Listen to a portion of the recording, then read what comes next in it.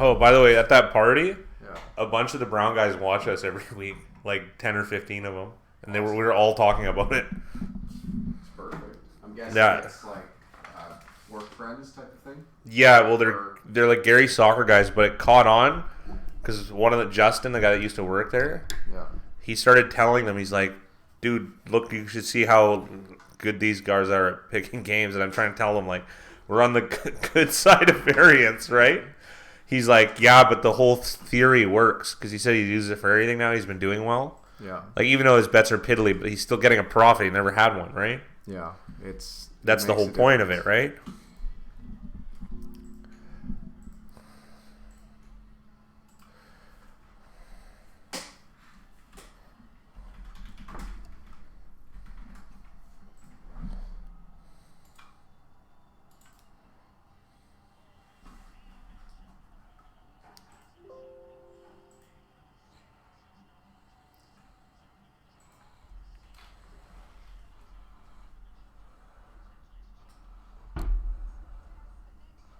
Works. How do we get all these annoying reload things to go? Yeah. Away.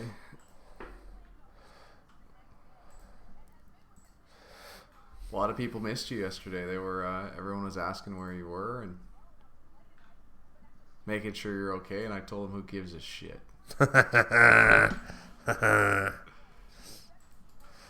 Oh, and then you'll like this too. The protege made $3,000 playing poker this weekend too. No way. Yeah, so just everything went well this weekend. It's terrific. That's really awesome. Yeah. So, and there's some fruit in here from my breakfast. Perfect. Yeah. So San Fran receives. We live? We're live. We're live on YouTube. I don't know what's going on with chat. Was chat working yesterday? Yeah, I might just stream off YouTube today and screw Twitch. Yeah. Like, Twitch isn't working right now.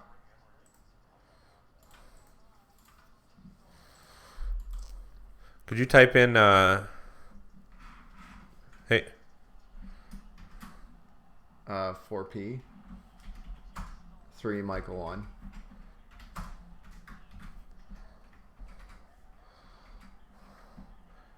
Kittle's out, right? Kittle's out.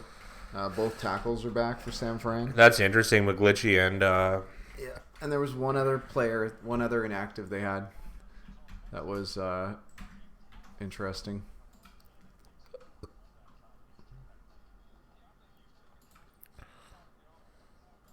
You fill this out for me?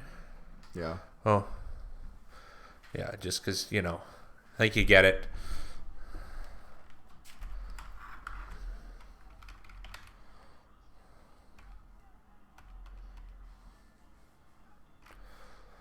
We're in fourth again? Man, I didn't even realize. I looked yesterday, but... Sid Vono went 11-1, dude. He killed it. He had the same picks as us other than Minnesota and Miami.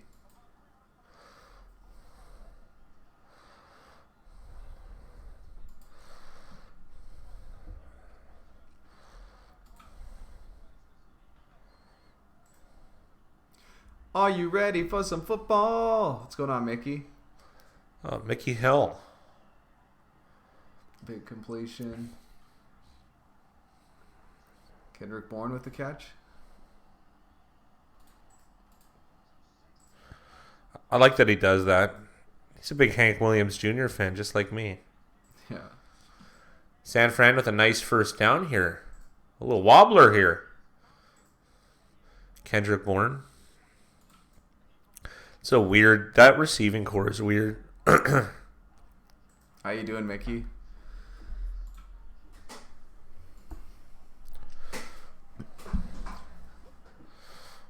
Adding Sanders is a pretty nice ad for them. Oh, give him that play. Mickey, I'm ordering some Pizza Hut. What would you like?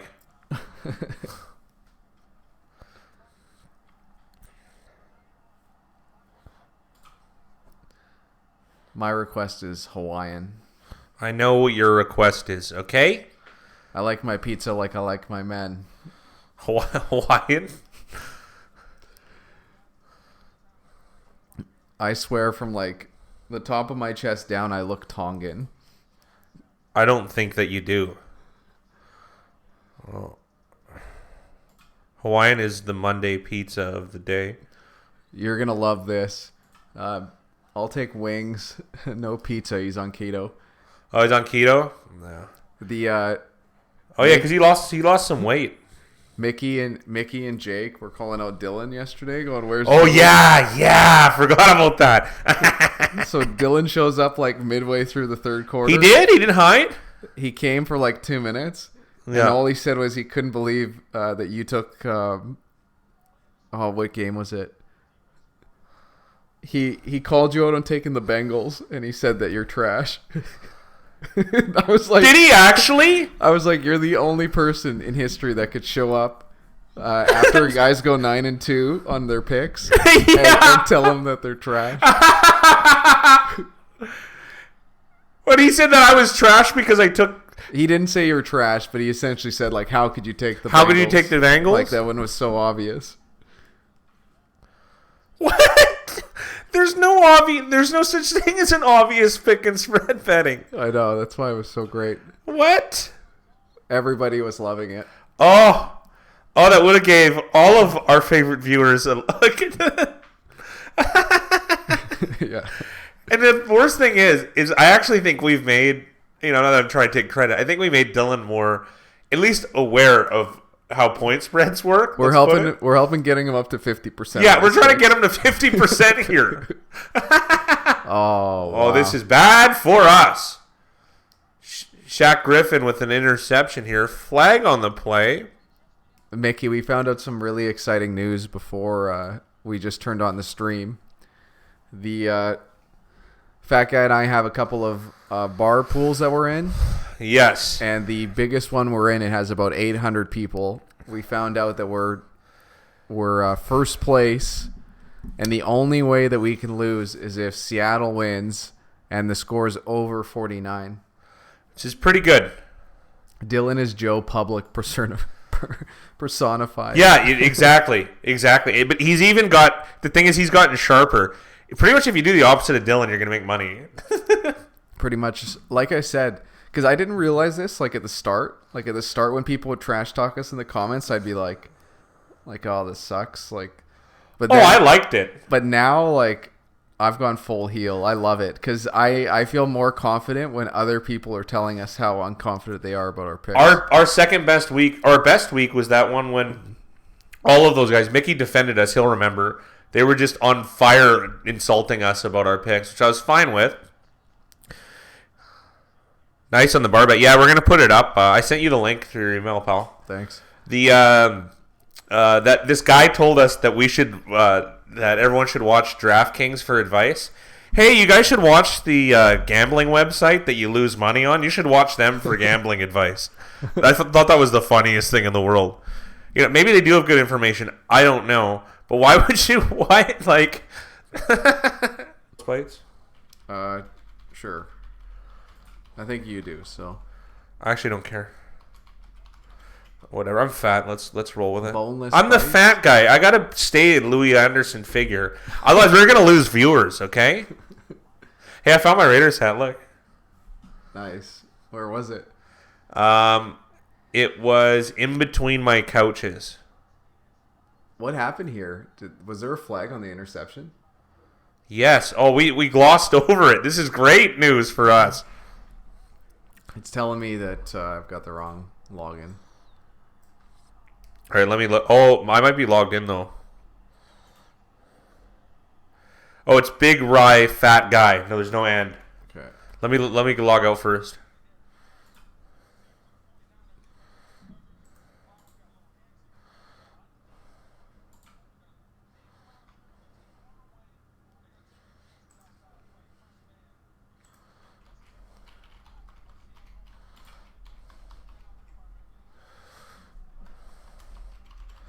Right on. This is good. They gave him the first down on that play, too. He looked like he caught that short. Hold on. So Mickey said it went dark for about a minute. Weird. Oh, it looks like we're good now. Yeah. None of them showed up next week. Isn't that funny, huh? And the best part is I went through all of them, and they like on every pick they badgered us. They got wrong. It was just funny to me. Like people don't understand. Like I don't get it, man. But that's otherwise. How could we bet if they understood about taking underdogs? Like, you know. Hey, always bet the Patriots. I can't get in, but I'm not that worried.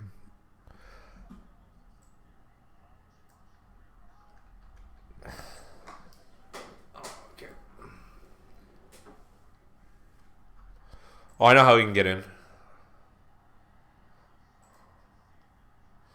Go to the link I sent you. Just log in as me as my email on your Google thing there. Just switch like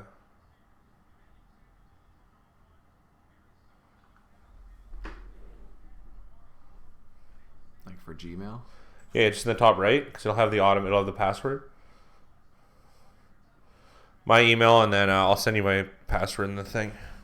No, that's fine. I don't know. It's fun. It's a fun thing. We'll just tell them about it. All right.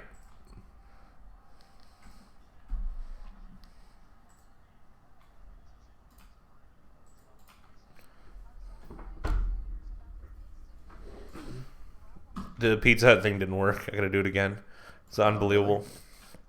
Oh, now Twitch just came online. Maybe that's why it went dark. That would make sense. People are so damn confrontational on social media. Mickey Hill said, absolutely. And the worst thing is like we're not drawing the line in the sand over like fascist and communist. Like it's not red and white shirts fighting each other. It's over the outcome of a football game that's uncertain. Yeah. Theoretical 50-50 guess. A theoretical 50-50 game. My head's is stronger than your tails, and I'm going to be writing derogatory comments about it.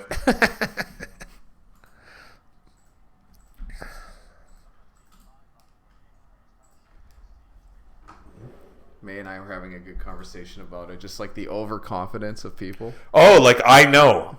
Believe me, when I know, I know. Sure you do, pal. That was unreal from Garoppolo. That was a terrible pass. It was dropped, though. Good one with the drop. Technically, this is good for us because it hits the under, right? Yeah.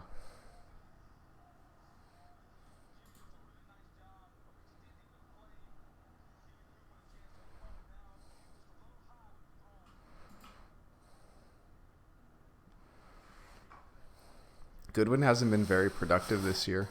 No. Yeah, Kittle's out. Oh, how'd you do in fantasy? You got smoked in one of them, I saw. Yeah. I won them both.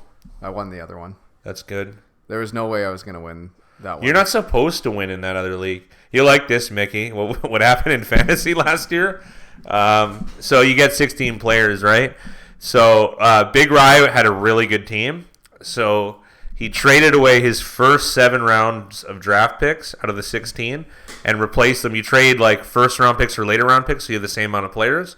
But the first 7 rounds he didn't have a pick, and he won. I purposely came in last. I traded 14 of my 16 players and got draft picks, and my picks are only in the top 6 rounds. So I have like an embarrassment of wealth, but it hasn't been working out. And Big Rye was ahead of me up until this weekend, and like competing for the league of lead, despite having like Peyton Barber is one of his players. Like my worst running back is Joe Mixon, to put it in terms, and Joe Mixon's still a top 20 player in fantasy, which is funny. And I'm still, it's just, it's an interesting how it works. So the league, we're gonna do the league next year for sure. Yeah, the league with. We'll find some sort of funny prize to. Fat Guy Fathead is funny. It's not bad. Not that I feel good about having my fat head in someone's living room, but.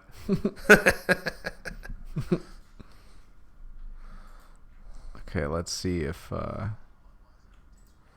maybe this chat's working now.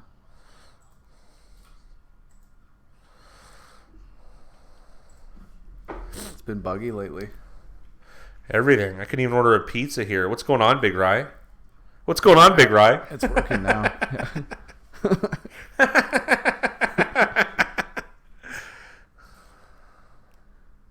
What?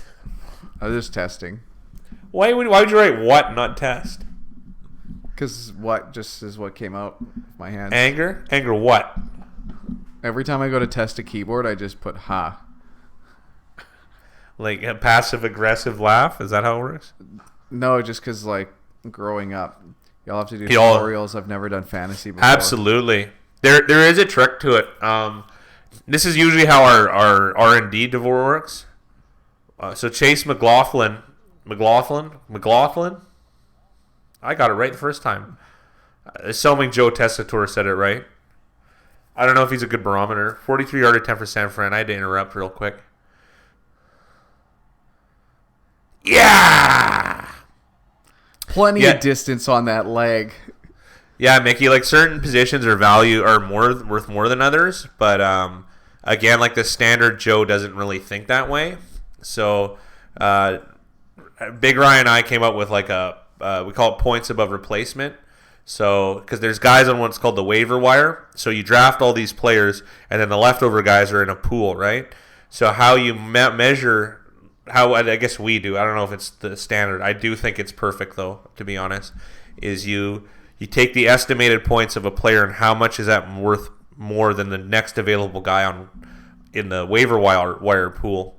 So my theory to Big Rye was that tight ends and running backs are just so much more valuable, and then Big Rye kind of came up with a formula, and we came up with a list of players and who is more valuable than others, and we drafted all our teams based on that list. And I would say it's working crazy out well this year.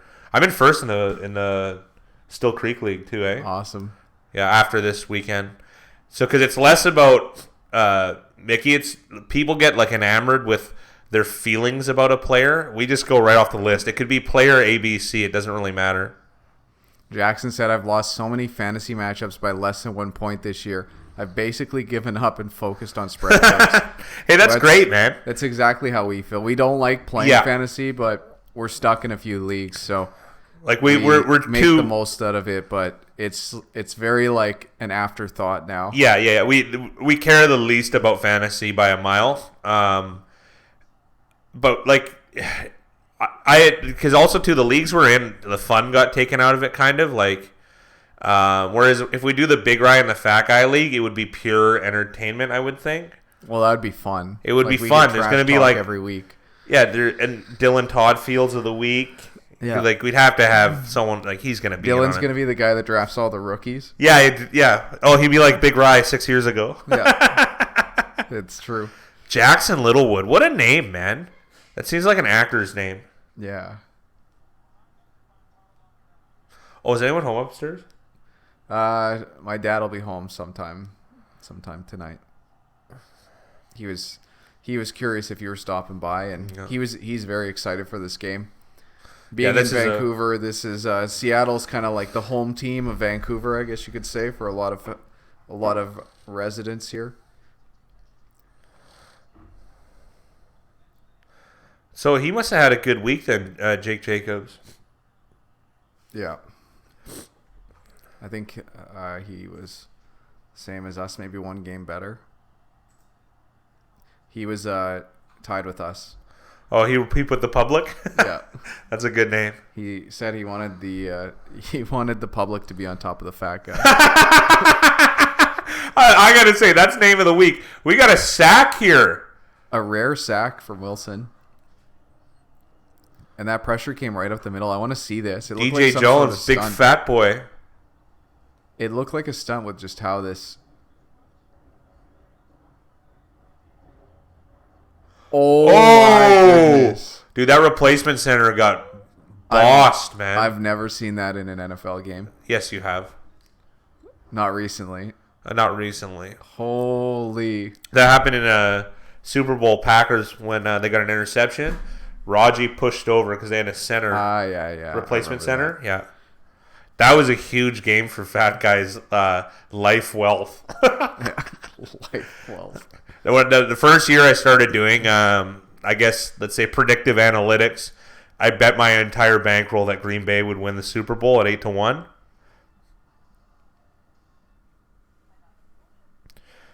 Oh, Big Ryan must have the coolest wife in the history, giving you all this time for live chats and stuff.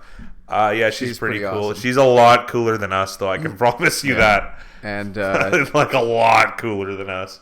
Been very, I don't know. I don't want to say understanding is the right word, but very patient. Yes. And I think too, she lets some smelly guy come in the office all the time. Some fat, smelly guy. I'm not going to say who he is. However, Derrick Henry won me fantasy in that other league. Yeah, I had him and McCaffrey in the Still Creek league. That's who you have in that league? Yeah, so I'm crushing every week. Oh, and I have Kittle and Ertz. Were those your first 4 picks? Yeah. Yeah. That's a home run. Those are all home runs. And then Austin Hooper got injured. For how long? I don't know, but he's gonna be out for a little bit. That's bad for Bov. Oh yeah, in that league, I lost my 5th, 6th, and 8th round picks because I had Lamar Miller, Andrew Luck, and Darius Guice, and I'm still in first. That's nuts. Some guy talked trash, and then I wanted to make a side bet in the league. He wouldn't do it. Hey, Zitvono, number 1. What's going on, Zit? Number 1. Nice job, pal. Nice job. Guaranteed he took Indy. Miami, rather. He had Miami. Yeah, guaranteed he took Miami. Guarantee there. Nice pick, Zitvono. Zitvono overall 64.3%. Are you joking, man? This guy's busting Vegas in the mouth, man. 74 and 41. 33 games above 500 with 115 played. Holy. Mickey, my wife walks by and goes, "Are you watching those 2 guys again?" Oh, man.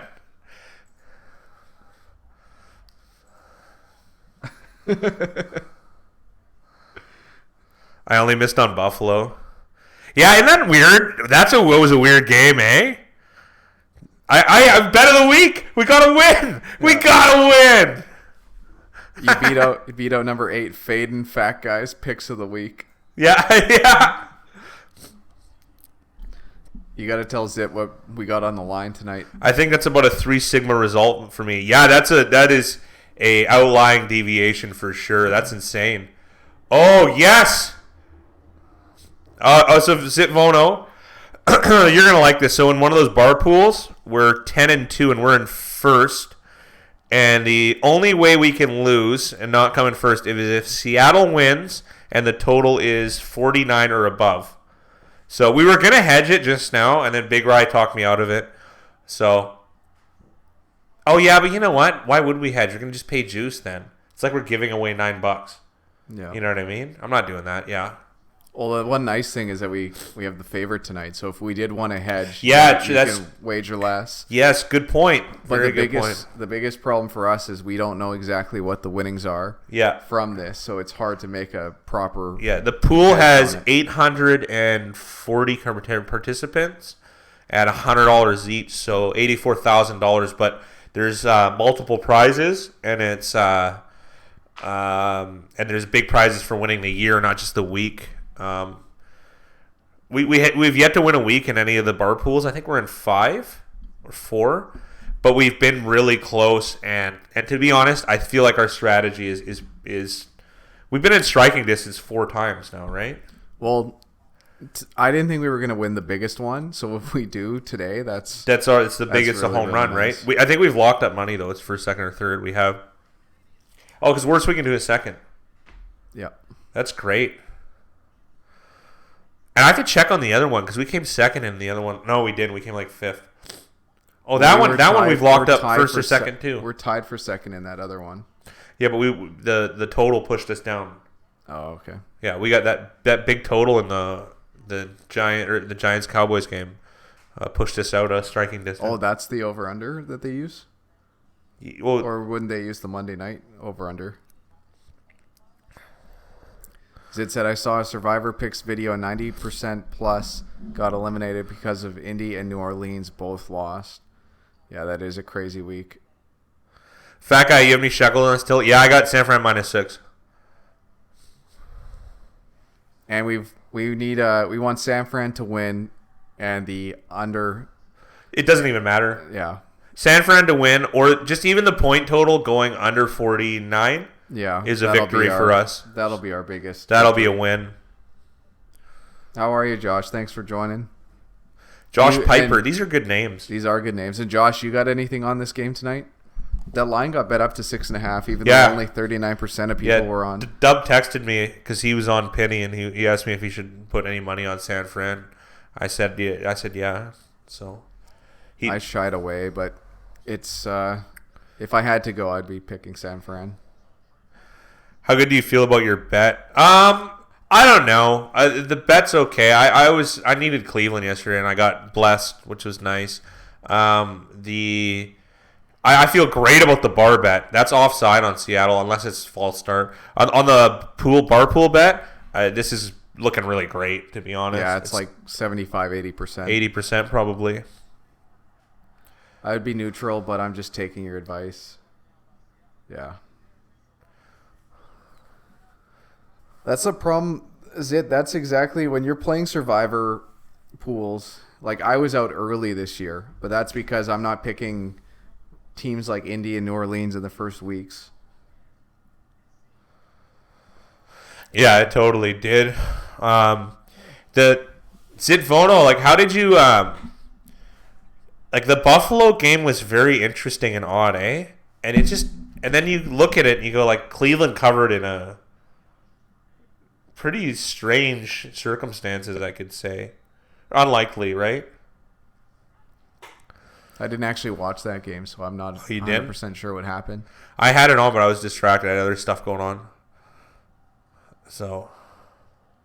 Oh, what a crackback block. It's too bad Coleman's such a, like, north-south guy. Yeah. If he broke that if he had any wiggle and, like, balance, that was to the house call. But it's actually better for us. Watch this, Watch this Juz Cook. Not Juz Use Cook. check. Sorry. Juz Cook is a YouTuber. Yeah.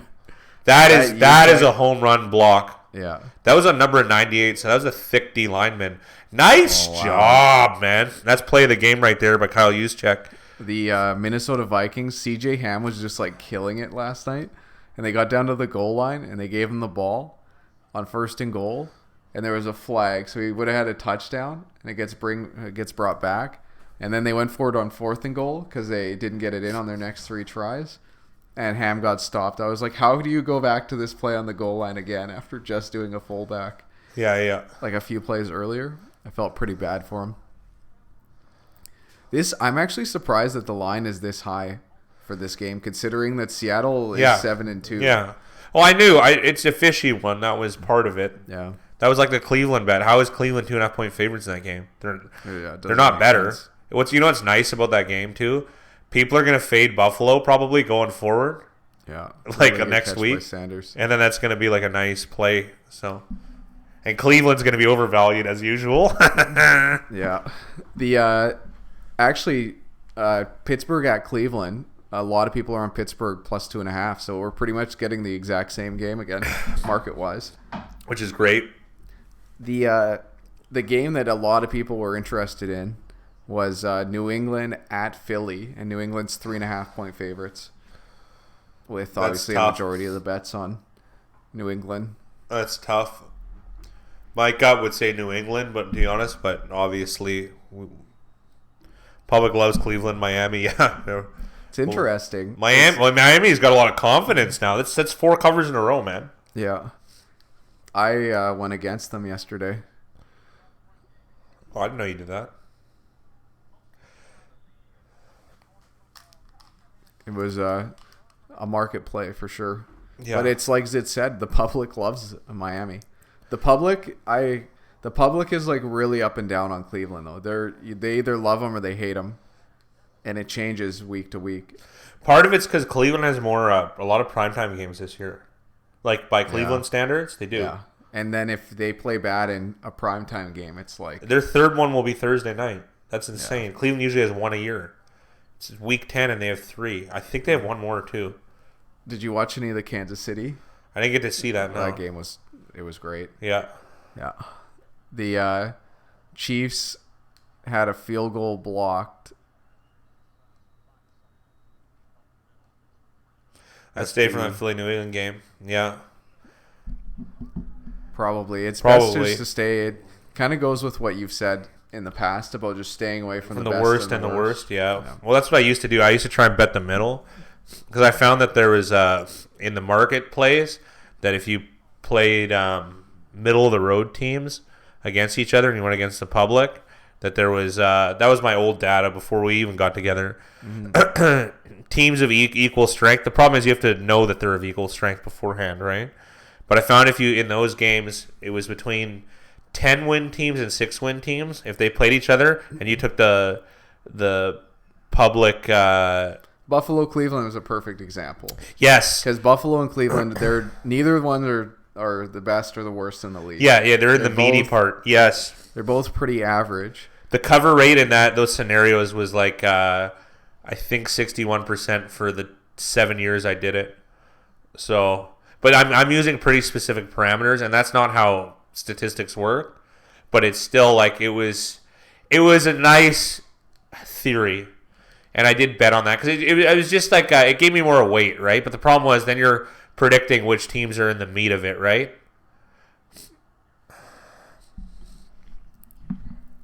Deebo Samuel looks like he's going to be a pretty good weapon, like on these gadget type plays. Yeah, Buffalo had a good record, but they're a bit of a paper tiger. Yeah, and the lines maker probably thinks. And actually, you know what? I'm going to say the handicappers believe that because the handicappers are the reason that line is Cleveland by 2.5. Right? They think Cleveland's underperforming and Buffalo's overperforming. We would agree, but in theory, I still think it should have been Buffalo 2.5. Right? So, and then it's just a weird game. Really weird game. Well, it's like you said, if you want 50-50, if you want it to be 50-50. You put a Buffalo 2.5 or 3. Yeah! All right! This is great. If you saw, I have very small hands for a large man. Very, like, baby hands. Big Rye, he can't even hold a cup. He needs a little handle, like an espresso handle. Zit brought up a good point, is that Buffalo has beat some, like a couple of decent teams. He said not many impressive wins. Yeah, sorry, I'm saying this wrong. Buffalo, like they squeaked out wins like against the Jets, like wins that I thought were good at the start of the year and then turned into... I can't believe they won that game, week 1 against the Jets. We actually like the Jets to do well this year, and clearly that hasn't gone well. Yeah, it's been disappointing. But that's okay.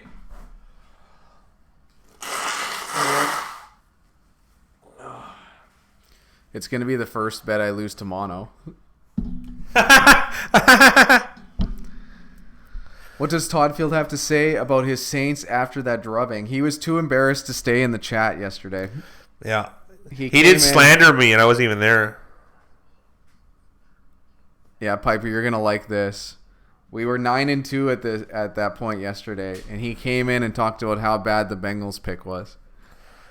Like, it's just the funniest thing. But that's why we have him. It's great. We need Dylan Todd Fields of the world. Yeah. What's going on, Sam? How you doing tonight? He's got the Bills winning the Super Bowl.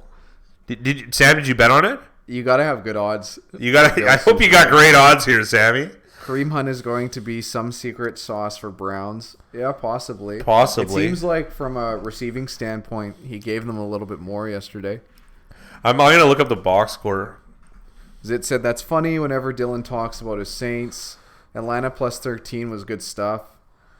Jackson says, I'm fairly new to this channel, so can you guys explain the legend of Dylan Toddfield? Let me regale you, Jackson. So when we started doing this... Sam got 100-1. That's really good. Those are really good odds, Sam. Like that's positive expected value, 100-1. I'll take the Bills 100-1. I'll take a Bills all day at 100-1. More than a 1% chance to Absolutely. win? Holy. Yeah, it's probably like 4% printing money. So, Jackson, what happened is when we started doing these pick videos, we didn't have a contest or anything like we do, which is showing up in the back. We just post them out, And every week this guy, because we take the big underdogs, generally speaking, double-digit dogs is a 95% play for the fat guy. And with a Big Rye endorsement, giving it a 5-star review. So anyways, he would just, every time we took a big dog against a good team, he would trash us. Just trash us. And he's a big Saints fan. And even if the spread for the Saints was 25, he probably would have taken the Saints. So he says everything's very polarizing. So he says that either your pick is the best or the worst, which is not really how spread betting works. It's a huge gray area, and it's slightly good and slightly bad. So but he's very very detailed and like relentless with his thoughts on games. And to give you an example, one of the other viewers we have here, Mickey, he would talk trash to Mickey, and Mickey would defend us, and he tends to do it in the comment section, and he would email Mickey about how he didn't like his picks last year. It's a guy he doesn't even know, some guy on the internet. He's going to take time out of his day to email him about he doesn't like how he picks football games. So he's just a very squeaky wheel, loud spoken, square, as I would call it. But he's doing, I feel like he's getting our advice a little bit now. Yeah. So Zit said 538 has the Bills at 55% chance to make the playoffs and less than a 1% chance to win the Super Bowl. Interesting. And Josh said he knows a guy who has Joe Burrow at 100 to 1 to win the Heisman. I don't know who Joe Burrow is. Joe Burrow is a LSU quarterback. Ah, nice. So that was a big win for them on the weekend. I'm sure it helps his Heisman status. And to Dylan Todfield's credit, he is the most confident fan I can think that I know of on his team. And so as Mickey pointed out, find someone who loves you like Dylan loves the Saints, and that'd be a good recipe for success for any marriage. Yeah. Sam's got Seattle winning tonight. Hopefully they win by less than 48 or less. 48 or less, Sam. 48 or less would be good for us. Mickey Hill. At first, I didn't like him. Now I think he's hilarious. I agree. When I first saw his comments, I thought, "Oh, this guy's nuts." And then I'm like, that's interesting. He's the lovable idiot. He is a lovable idiot. Yeah, yeah. And we give him a shout out pretty much every week because of that. Yeah. He's a good foil. He loves it. He relinquishes this role. He does. He did say though to. Is that one of the hot boys? Yeah, Quan Alexander. That injury cost me $100, by the way. Thanks a lot, Quan Alexander. Oh, for tackles? Yeah. I was close, and now I'm out. Him and Mosley aren't playing. A lot of those I'm getting hurt on, those bets, because I have 7 guys playing. That many linebackers get hurt. I only have 7 playing out of my linebackers. That looks like PI. Luckily, that happened on San Fran's sideline. Yeah, yeah. Yeah, Zidvono. We should call him SpongeBob SquarePants because he's a big square. Absolutely. Oh, this is comment of the day. But he's our lovable idiot. Absolutely. I couldn't have said it We better defend myself. him, too. That's the funny thing. Yeah. Yeah, because there's that guy, CN, that comments in our thing. And everything he says is like, on point. I would say aesthetically correct, and it makes sense.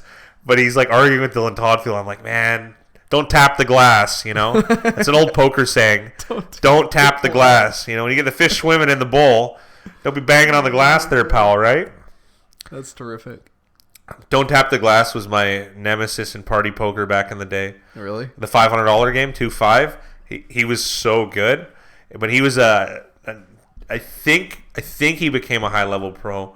But he was my nemesis. He's the guy I would lose money to consistently, so I just avoided him. 1 out of every 10 years, Dylan's going to be right. Yeah.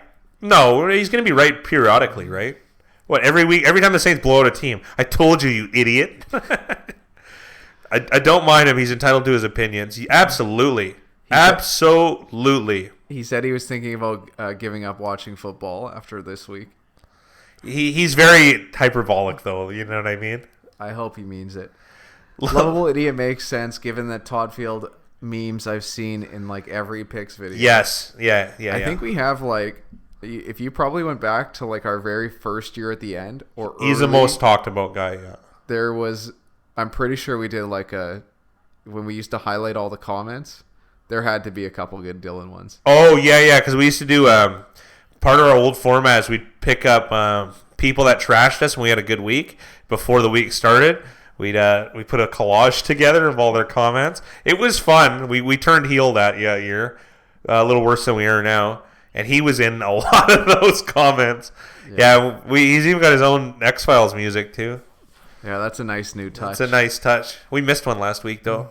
That's okay. Yeah, I think they'll get over it. Yeah, Hunt had 7 receptions last week or yesterday. That's a pretty big difference. That's insane, dude. Because that cuts down on all those third down troubles that they were having. When Dontrell Hilliard, and Mayfield having to do this stupid rollout to this bootleg every time. Bootleg, and even though he can't, not anyone can throw crossbody, but him in particular. Yeah, it's just bad.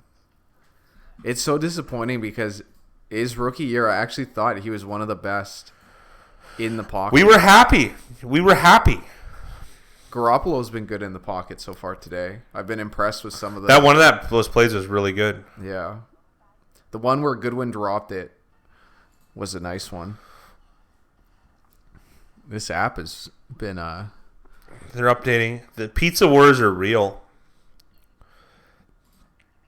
My family's pizza restaurant went the other way. They went smart. They went it was already kind of a classier joint, but they really upgraded lately.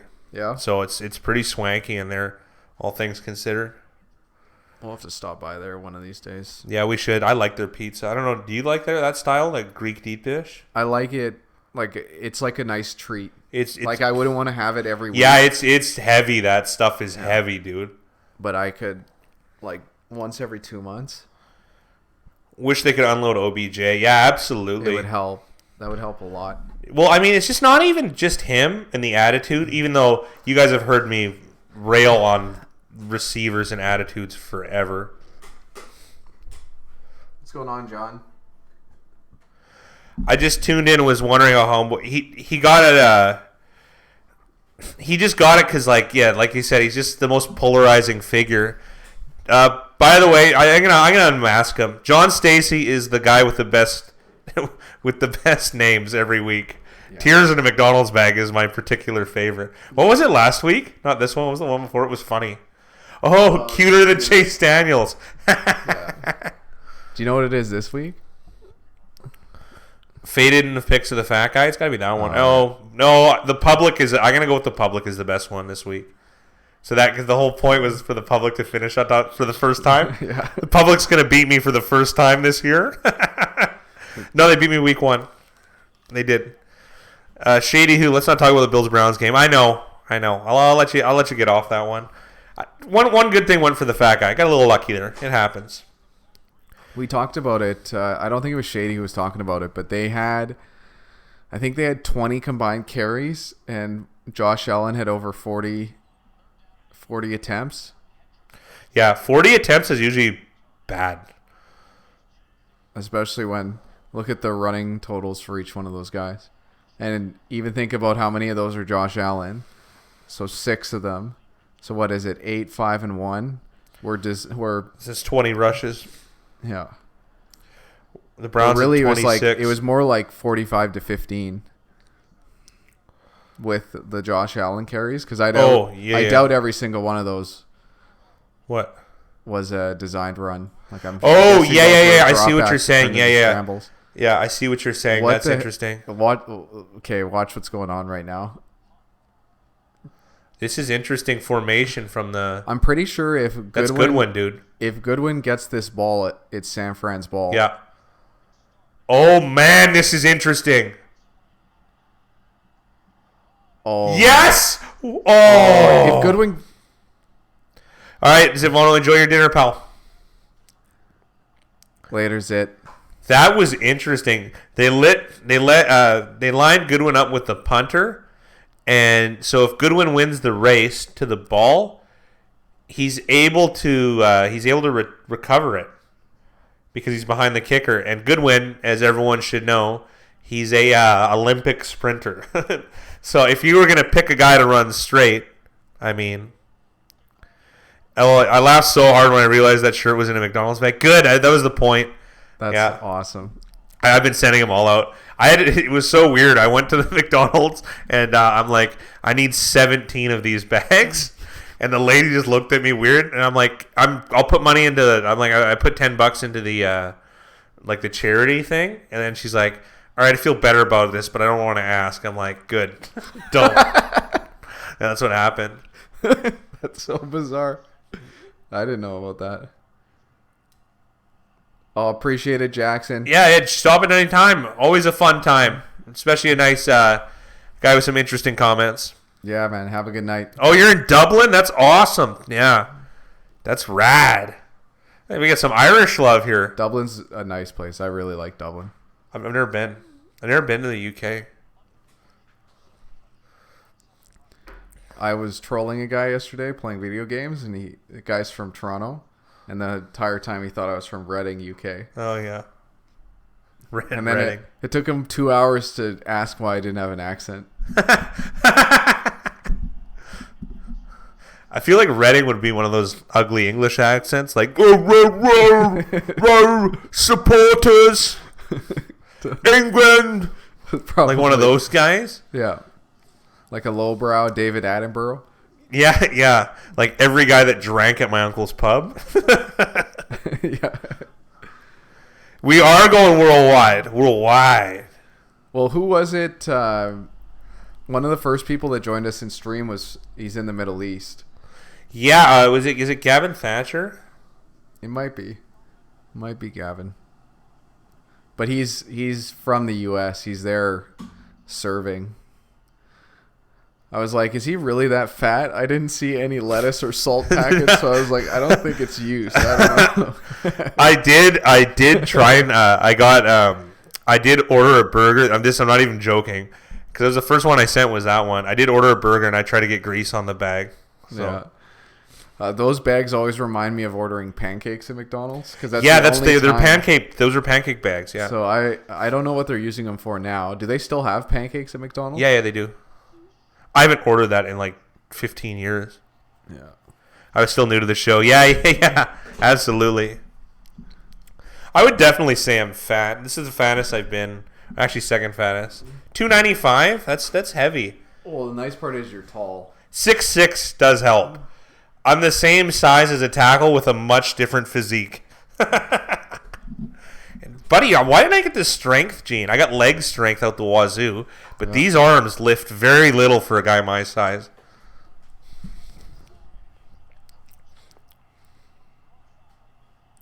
Second and 15 for the Seahawks.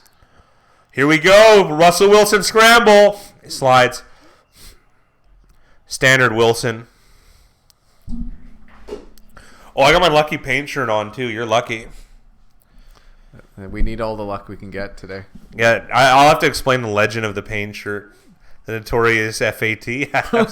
Absolutely. I have the shirt I'm wearing has a big paint stain on the bottom. It's kind of cleared up a bit now because it's been washed 100 times. Awesome. Sack. Is that Fred Warner? Yeah. Yeah, Fred Warner. So this shirt, I was painting my parents' house. I'm going to paint, and it was brand new. And to upset my mom, I purposely walked my body against the wall and got a big paint. And I got my gambling hat on, too. Exactly. So I got a big paint stain and it upset her because that's just standard for me. But then I realized this is a good idea. So this new swanky casino opened in downtown Vancouver, and I started wearing it, and sometimes a high-vis vest. I don't do any labor, by the way, guys. So I show up with this sweatpants, a paint shirt, and a high-vis vest, and like a nice swanky casino to play poker, because I want them to think I was some guy off the streets. My day just got ruined. Howdy, guys. Hot tub still broke. Just want to say hi. Pittsburgh looking better. Oh, Roblo, we need the hot tub at 102, pal. That hot tub really changed the game on this stream. That hot tub's got a higher IQ than you do. What's that mean? 102? If you should have Dude, you had it. You had the joke. You couldn't laugh, though. Jeez. You really bombed that one, Big Rye. What's going on? The chat's too good right now. I can't even watch the game, man. Well, the game's going well. The game's going well, but the chat's on fire, man. All my favorites are in the chat. All of them. It's great. Well, to be fair, Dylan's not here. Yeah, Dylan's not here. But I only want him in limited capacity. Yeah. I can't handle an hour flood of comments. I want like 2-minute jabs in and out. Yeah. Much like him and I's sex life. That hour passionate love, it's just gone. It is gone. He lost that love and feeling, you know? It's real wham bam, thank you ma'am kind of stuff now. Straight to Pound Town. Oh, yeah. That's right, Scaremaster.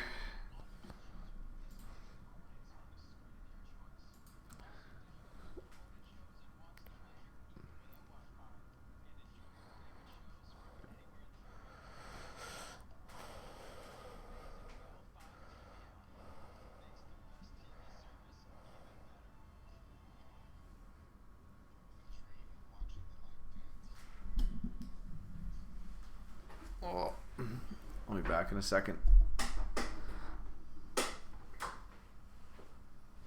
The notorious FAT. Oh.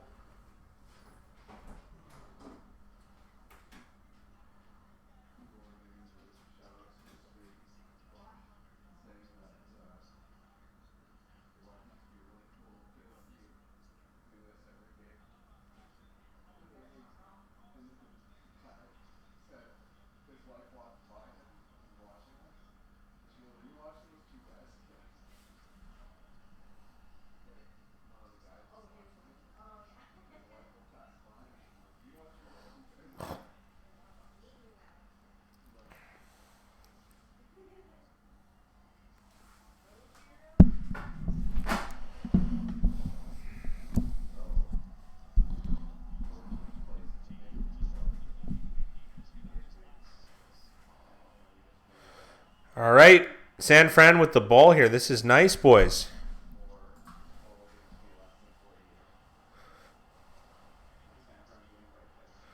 So y'all are Canucks. No wonder Big Rye likes puck. Hockey is my life. Yeah. Well, we're definitely Canadians. I'm a bad Canadian though, like in the sense that I never played or anything. Big Rye didn't either. Apparently, I always thought he did, but he's more into hockey. He also grew up too, like. Big Rye went to a lot of Canucks games growing up, so he's got a bit more of an attachment to it than I do. So I probably went to one game a year as a kid, maybe two. I guess say one. So I went to lots of Grizzly games for Canadian. So how many games do you go to a year, the Canucks games? On average, like probably 20. 20 a year? Yeah. That's a good number. Half the home games? Yeah. So you've seen it all. I went to a lot more when I was younger. I'm going to start going to more now. The games are starting to become entertaining again. Elias Pettersson is really, really fun to watch. John, I'm guessing you're a fan too? I forget where John's from, or if we know. Yeah, well, he's American, let's put it that way. We don't want to broadcast the location necessarily.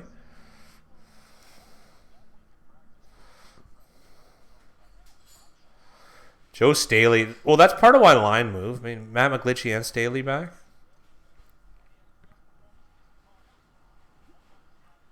Yeah, it could be.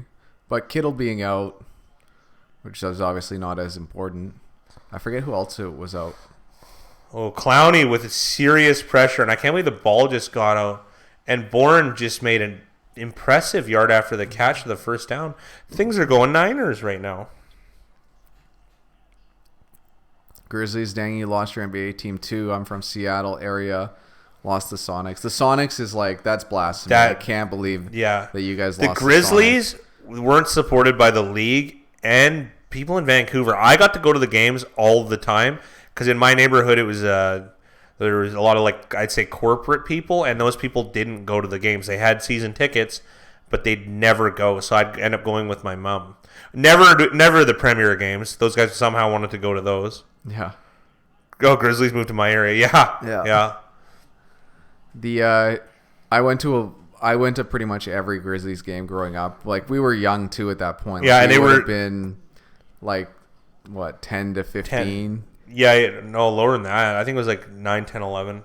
Well, when were they here? They were here 95 to 2000. Yeah, I think So we would have been 7 to 13 type of thing. Yeah. That sounds about right. I went around like 9 to 12. Wisconsin. I can't find me on the map though. Yeah, absolutely. Yeah. Off the grid, as they would say. The those games are economical and they were fun too. Well, I would love to see what the spreads were on all those games because they had to be like 10-point underdogs. Well, they lost by 10. I remember my mom going, "Oh, they lost by 10 this time. It wasn't that bad." Yeah.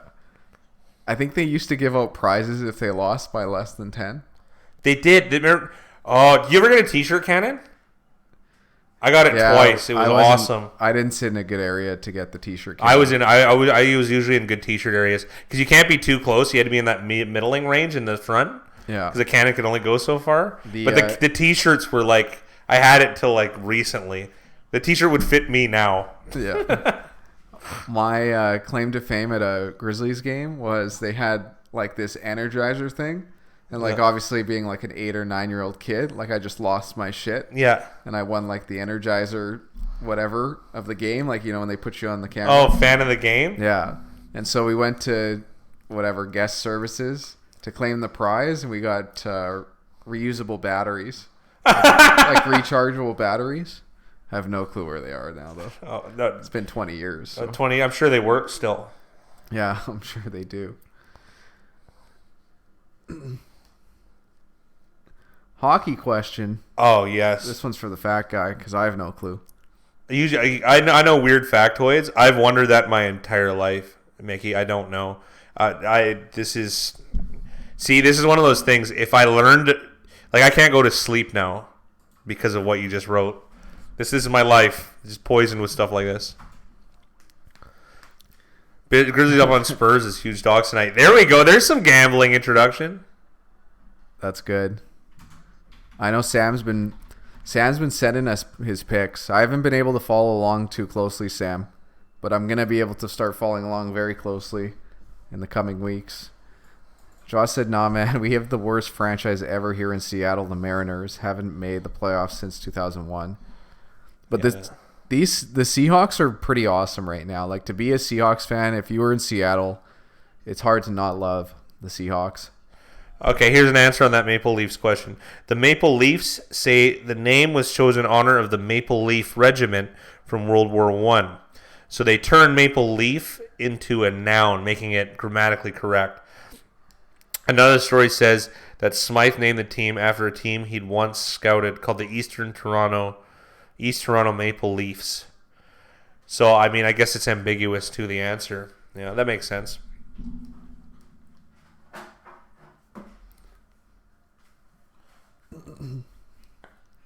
This is one of the rare days where I looked over the entire betting market and didn't make one bet. Really?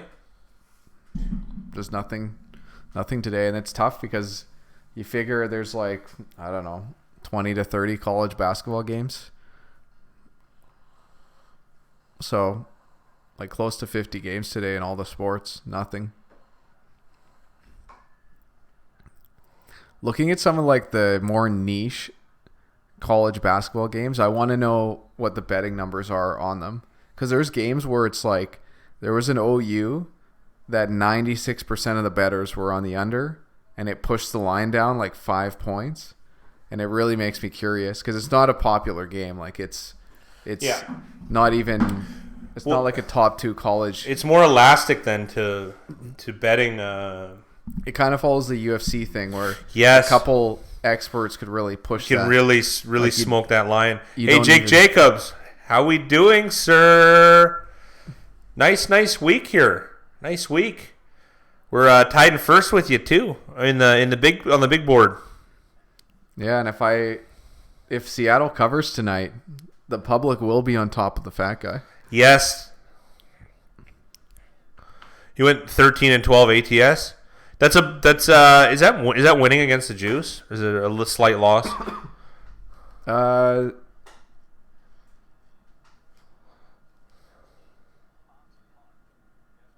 it's I think it's a small loss. It's a small loss, but it's so close. Depending on the juice, yeah. Like you have juice on every single one of those. Yeah, I wonder what it's like over the season in college because we might be slight loss. I think we might be trending in that direction. Try and keep things year round. It'd be tough for me to do hockey plays, though. I got to be honest, but actually, it might not be. It'd be funny. Well, I'm gonna start doing daily market plays. I'm gonna slow down work outside of here and really focus on this.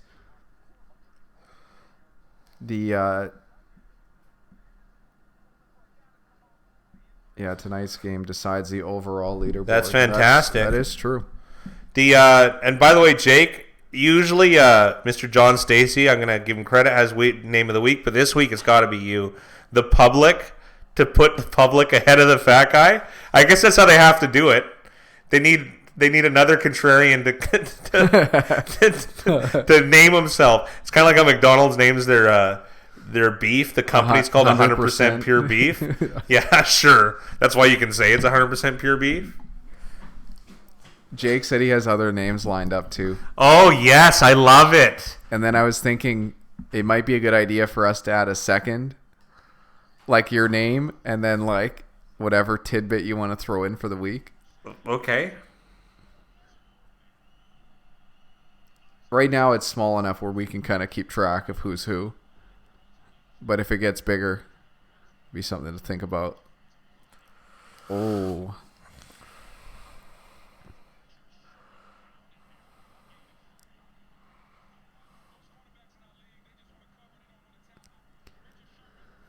What's going on, Corey? Corey said it's good to see you back, fat guy. Hey, yeah, thank you. John said, I hope San Fran don't let Seattle cover. If the pool rolls over again, up over 1K American next week. That's awesome. Oh, John. Yes. Yeah, he's in that with family and friends. Oh, yeah. Yeah, the interesting one. That's kind of cool, though. That's a fun thing to do. My family owns bars, and on the back in the parking lot of one of their bars, there's a parking lot where you have to pay like tickets and stuff.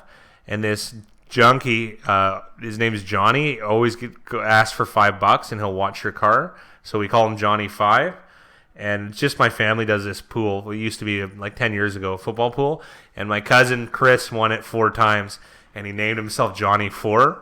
So each time he won, he added a number to it. That's really good. So it was really funny. First, because then he came out, it was Johnny 2 when he was at 2. And then he eventually did get to Johnny 5, and then he stopped playing, which was very more funny. That's pretty funny. Yeah, he's like, I did it. Corey's asking if he thinks that the right now Cards Niners opened at 13.5. He's wondering if it jumps to 15. I think it'll be pending on this on this game, to be honest. And San Fran would have to win by like 50 tonight for that to happen. I don't think so. I think it could win by less than that. If they have a dominant performance, I think that could happen. But also too, you gotta remember, let's think key numbers here. If it swings down to 12.5, it's not really the end of the world. I mean, 13's I guess a really small key number. However, 14 is a decent number. So I'd rather wait to go to 14, 14.5 and risk it going to 13 or 12.5. Yeah. If that makes sense. My prediction is if it does go up to 14, that's where it'll stay. I don't think it's going to go any higher than that. And I think 13.5 is kind of the right spot for that line. Yeah, it probably is. Jake Jacobs, I need Seattle plus 5.5 and over 46.5 to have a chance to win a weekly contest for $250. Not looking good. I would agree. That's odd that you say that. Big Ryan and I are first in a pool of 840, and we need pretty much the opposite of that, Jake. Yeah, we could have San Fran win by a small amount. Pizza Hut. Hello. Yeah, sorry.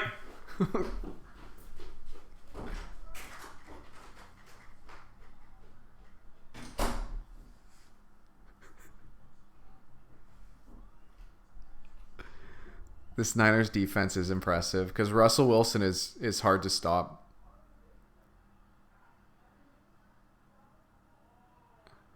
Excellent job by the San Fran returner. Last week it was 10, and the Cardinals covered by 7, and Cardinals had a good showing yesterday.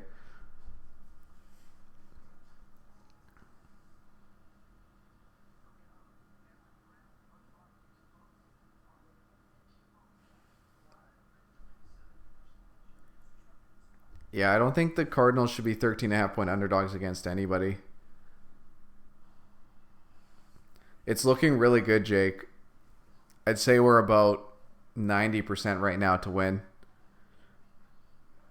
Seattle needs to win, and they have to win by more than 49 points for us to lose.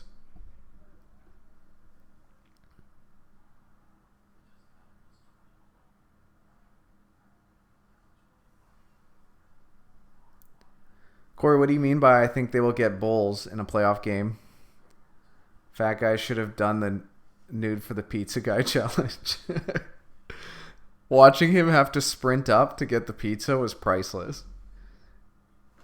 We're downstairs in like a basement area, and we got a little window over here, and the pizza person actually came over the window and started yelling in if we ordered pizza. 49ers going to have a lot of clout. Cards off a loss. Easy play for Zona. I agree, Corey. Hopefully that line goes up. Let's see where the bet percentages are right now.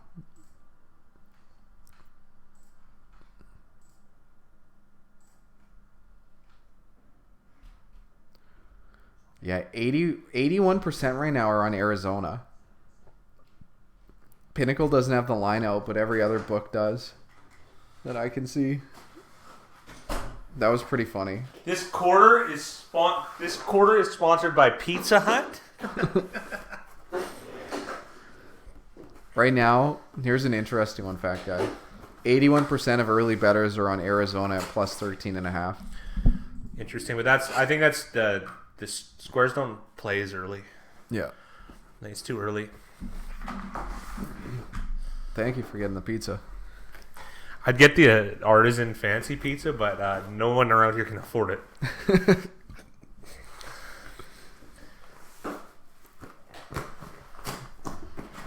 Yeah, Mickey, early on it's 81% on Arizona.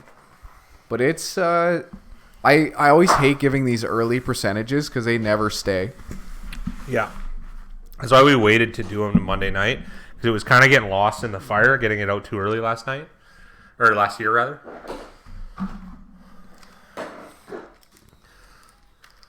That'll likely change. Niners going to have high clout. Yeah, this will kind of justify him. If they get a really strong win like what they're doing right now, it's it definitely will give him clout, absolutely. He's using one of my words, Corey Andy. I like it. The Fat Guy Pizza Hut sponsor, absolutely. How else do you get a body like this? Hey, man. Hooters is going to be pissed.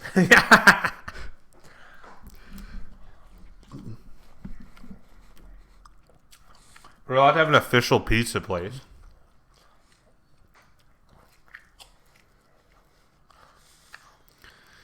Oh, great.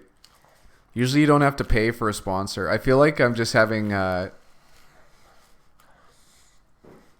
Sack fumble touchdown for Clowney and the Seahawks. There's the Seattle play of the day. The fat guy and I are always saying how Seattle's probably the luckiest team in the league. Yeah. As far as run good, absolutely.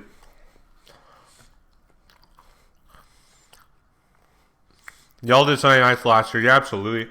Yeah. So I think Monday's better, though. I like this format a lot better. And we're less drained, too, to be honest. And we get to see the Monday night game. This is a good setup. The having these streams is nice because we can still do a Sunday night, Monday night stuff and just stream of consciousness, talk with you guys, watch these games together, and then get the video out. I think our numbers have hurt a little bit. Like we're getting, 3,000-4,000 people watching instead of 10, but... It's 3,000 or 4,000. I think the quality went up. Yeah, I agree. A lot less riffraff. Also, too, look at the look at the people we've got out of this. So, this is quality. Even this chat group. I'd much rather get this type than a mass video. So, Whereas the wisdom from the fat guy is that your loyalty is to the dollar. Betting words to live by. Absolutely. I have no loyalty to teams. Unless it's the Texans, then we hate them. Yeah, then the Texans. Yeah, I hate them. We hate the Texans. We hate the Saints.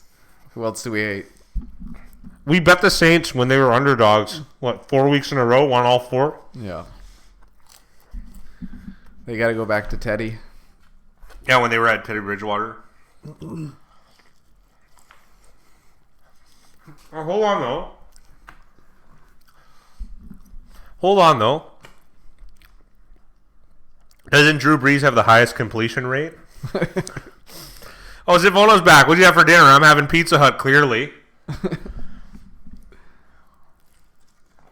The Texans are just always... I feel like we're just always on the wrong side of the Texans. Yeah, even since the big... Because we loved them when they had, like, Matt Schaub. Yeah. We did. Did they have Hoyer for a while? What's that? Was Hoyer on the Texans for a little bit? But they, like, just spaghetti. I wouldn't mind some spaghetti right now, but I'm stuffing my fat face with Pizza Hut.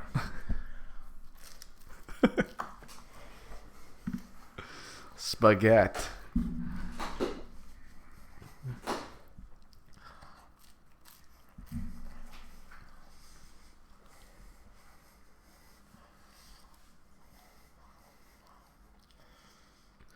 They're doing some very interesting things with Juszczyk and as the lead backer. Cover probability went from 80% to 55% in one play. Yeah, it's a pretty big deal. Turnovers are a big deal. I remember when we were doing some of that research on turnovers, the average turnover margin for a winning team is 1, and the average turnover margin for a losing team is 2. So I know that keeps it pretty simple. But if you can limit your turnovers, that's why, like, Arizona this year. That was a good hit by Diggs.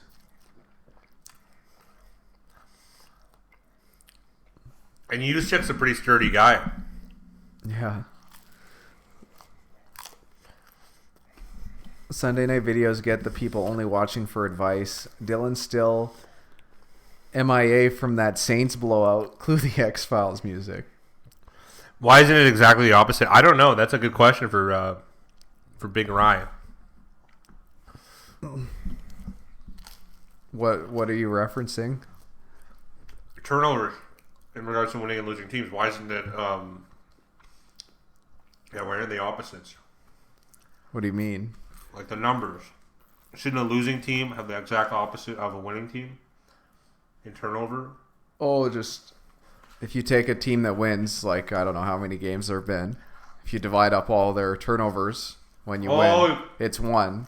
And when you take all the losing teams and you divide up all their turnovers, it's 2. So you're taking, like, so then 8-8 teams wouldn't be, just... An 8-8 team would be around 0. Yeah. They probably average 1.5 and take away 1.5, if that makes any sense. It does make sense. Their ratio's closer to 0. Or 1. I don't know. I don't know how ratios work, apparently. Oh, yeah! Oh, he dropped it. This is big for the Seahawks. They could take the lead going into the half now. I skipped over Josh's earlier comment. Yeah, every one of your videos, I got my Browns Raiders gear on. Doesn't mean I'm backing them though. Yeah. Yeah. Yeah. The under's looking good. Yayo. I should have watched him. Jameis and the Bucks. Oh, yayo. Well, I said it. Probably doing too much yayo. I think I am. I should have watched you this week before my pick. Shake my head. Yeah.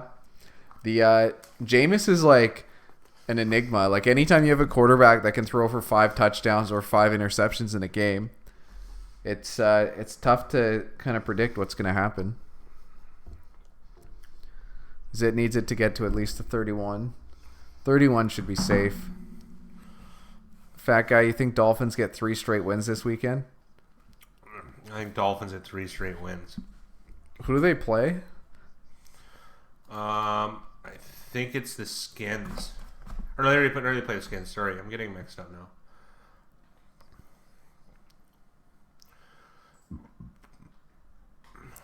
Buffalo at Miami. Yeah, I wouldn't. That line's all over the place. Anywhere from 5.5 to 6.5, depending on the book. For Miami? Yeah. If you think the Cleveland Buffalo line was crazy, wait till you see Miami Buffalo. That being said, probably not, but as Big Rye would say, anything can happen. This is a good time to take the Bills, maybe. It's funny how Miami's going to become the team we're betting against now every week. Yeah. I did it this week with Indy. It was too bad that Boyer played, but it's easy to say now.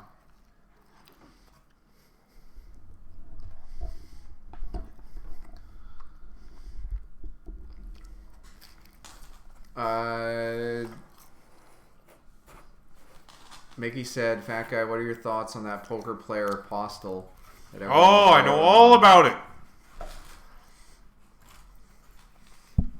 I think he's clearly cheating. Like some of his plays, when you look at them, not even the robots would make those plays. Like they're too outlandish. Like I don't want to get into specifics, but there's two guys with two very strong hands, but they're drawing hands, ace king, but they both had it, and he put all the money in cold. Like he didn't have any money committed to the pot.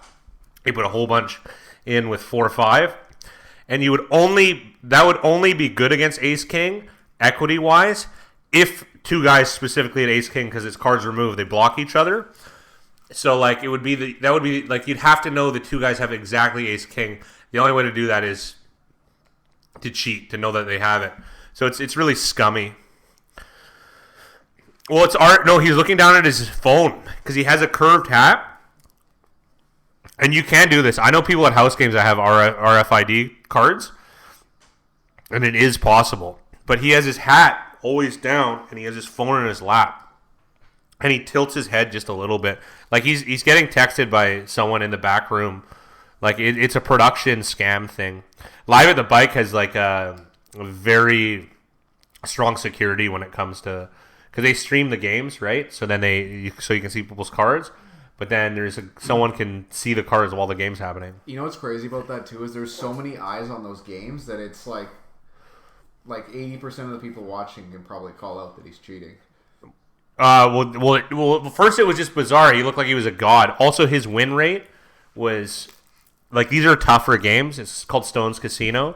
They're not super tough. Like you could have a win rate of 60% there, but or 65 even. Mine, I'm about 75 when I go play live around here. Because they're really bad around here. But he was like 93, I think. Like he lost once, and it was an unlucky situation, not like I made a mistake or I was wrong about someone's hand. It was like he just lost a hand due to the other guy getting lucky, right? So it's a big deal, and there's a lawsuit, like a huge lawsuit. You know what's funny? One of the players, Matt Berkey, I particularly don't like him, but he's still a high-level pro. Oddly enough, I have 1 degree of separations. One of my friends that I play cards with, who's also very good, used to play the same limits with him. He's from Pennsylvania. He would hold his own against this guy. Like, he'd lose to him, but, like, just because aesthetically he's pretty strong. And even though the other guy knew his cards. Like, he wasn't beating him or anything, but, like, oh, my God. Seahawks stopping the 1. That was a really good run from Metcalf.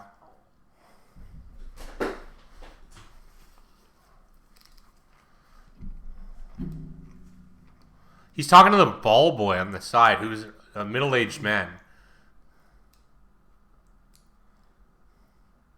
They got the ball!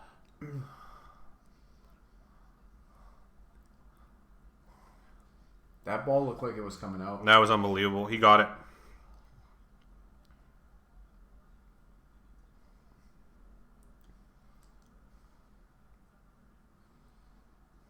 Metcalf looks guilty. He stays in bounds.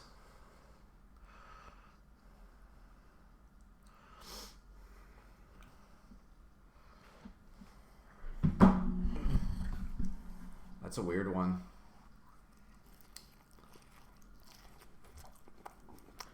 Corey and I talked about it last night, about that line going from 7.5 to 5. So a lot of people are betting on Miami.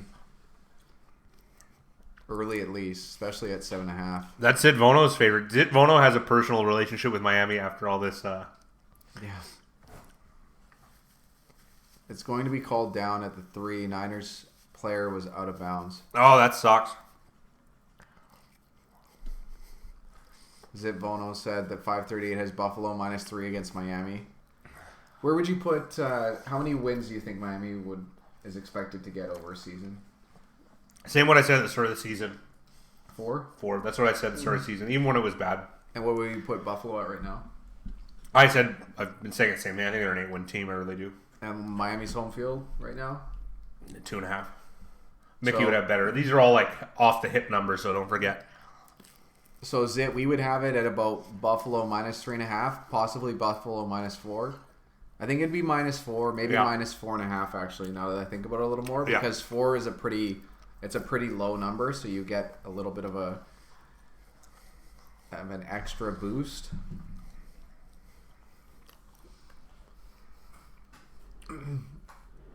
Mickey's guess is that he's down at the 3 because the Niners player stepped out of bounds. I have a feeling this is just going to stand as is. It was kind of a weird one because when Metcalf was going down, he still had his one hand on the ball. Miami. Yeah, playing in Miami. So 2.5 point favorites, and then you add about 1.5 for each win difference. But sometimes it can get up to 2.5, so I think it's actually 4.5. If I'm not making any sense to you guys, but probably Buffalo -4.5 is handicapping wise where you'd set it. And if that's where you're going to set it, you'd take Miami with the points. This is wow. He's in player position, so this is a Niners ball. Well, the interesting part is when he's holding the ball. Well, watch Tart, because Tart has the ball in his hands right now, but Tart's got both feet out of bounds. But he's in bounds, though. So Tart gets both his feet back in bounds, then rips the ball out and gets it.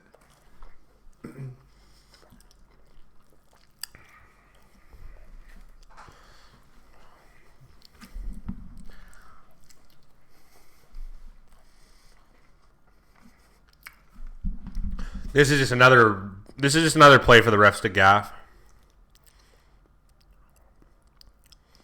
Oh, Zit. We get those numbers from an old book, and they use 2.5. When you kind of get above 5 or 11, it starts turning into 2.5 instead of 1.5. They're not exact numbers, but it's like a power ranking metric. It's a handicapping book. So beat the sports, or what's it called again? Is it beat this? No, it's not. I think it's beat the sports book. I think maybe it is. Yeah, absolutely.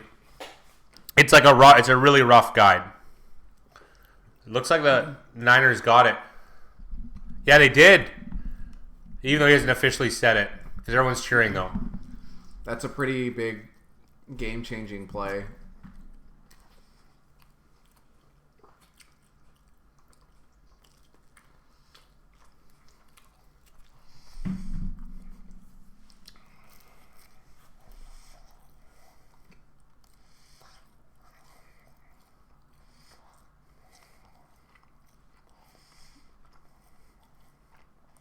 Yep, the turnovers are back to even.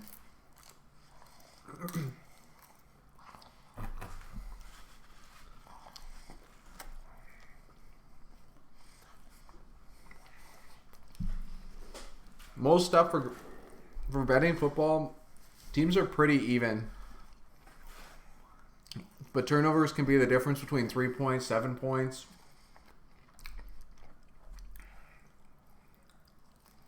Oh, yeah, the ball does fall out of his hand there for a second, but he still kind of grips onto it. It was pretty impressive. Unfortunate. Seattle still has all 3 timeouts to get this ball back. Amazing yards after the catch. Run by Metcalf, but he got the ball stripped out and really just taken out of his hands, really strange way. He had guys all over him. A perv him out the hello. Yes, it was. Zit. There's a lot of George Michael earrings going on. Is everyone noticing this?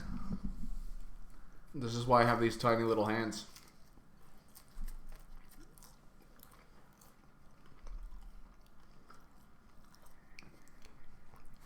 What's going on, Apurva? Welcome back. It's been I think you were here last week.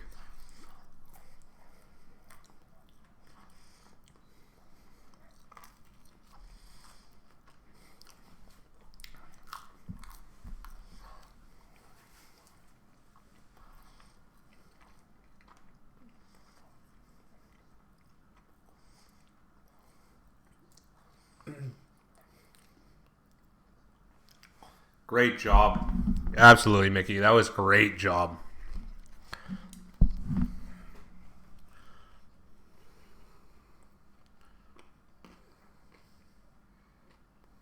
Well, San Fran apparently is going to sit on this lead.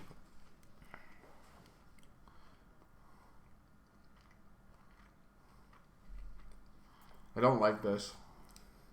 Seattle takes a timeout for some reason.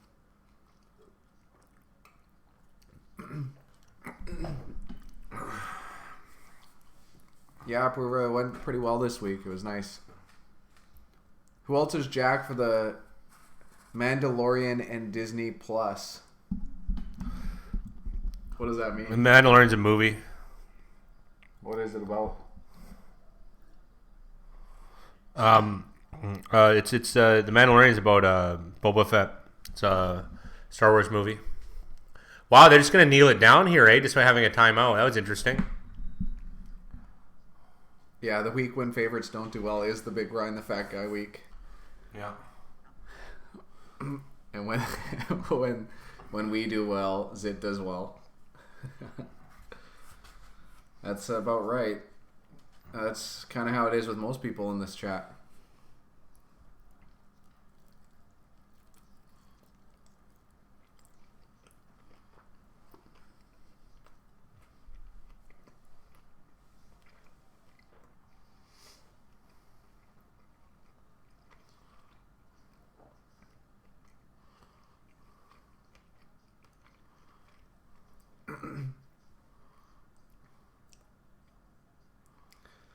Mickey with a good point here. I find I do better when I'm nervous about my picks, but when I'm confident in my pick, I usually end up sucking.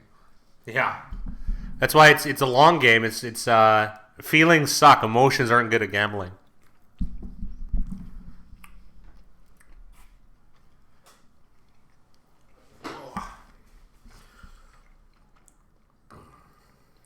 Zit said, funny thing is on 538, I didn't do that great. The algorithm beat me by 15 points.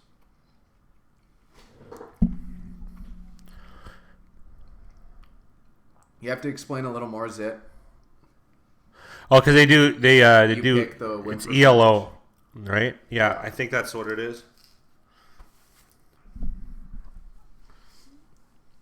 So you do like a confidence win percentage? I think so. He'd have to explain it.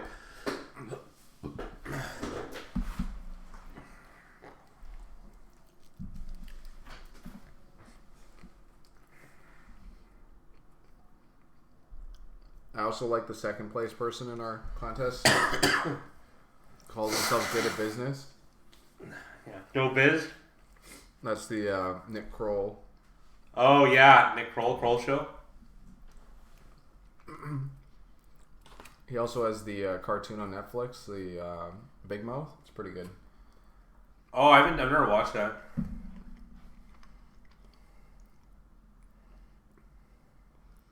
It said if it's like if you pick 60% and they win, you get 9 points, but if they lose, you get 11. If you pick 70%, it's 16 and 24. I see what you mean.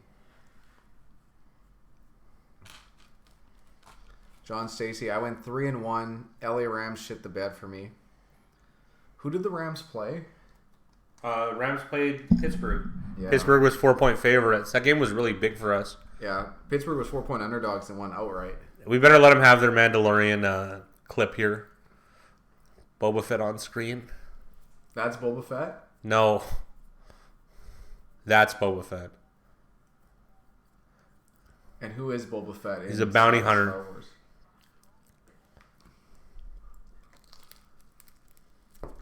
Oh my God, that's what's his name? Tanner.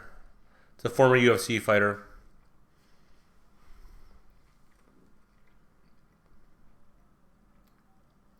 That guy? No, that guy. That guy, yeah.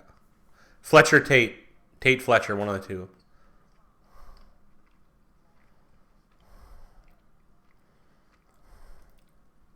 And E-Steelers thanked us for not picking them as the bet of the week. Yeah. My mom's in Vegas right now, and she actually requested picks this week, and so I gave her 2 picks, and she went 2-0. That's funny. Yeah, Tennessee and the Steelers.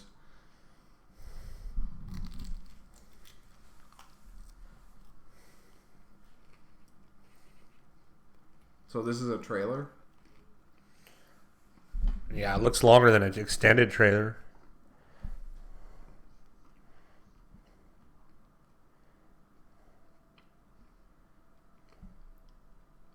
It says streaming tomorrow.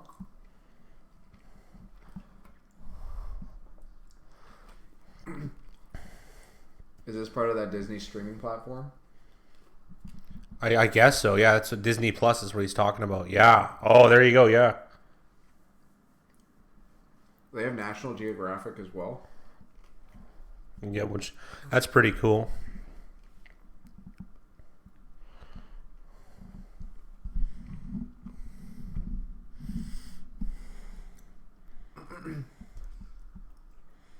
How many bets did you make this week? NFL, I went 2-4, and but I had 2 college games on Sunday, so I went 4-4. Mickey Hill, his dad, Django Fett, is one. All the clones from the Clone Wars were made from. Grizzlies are going to win as plus 500 dogs. That's awesome, huge. Sam.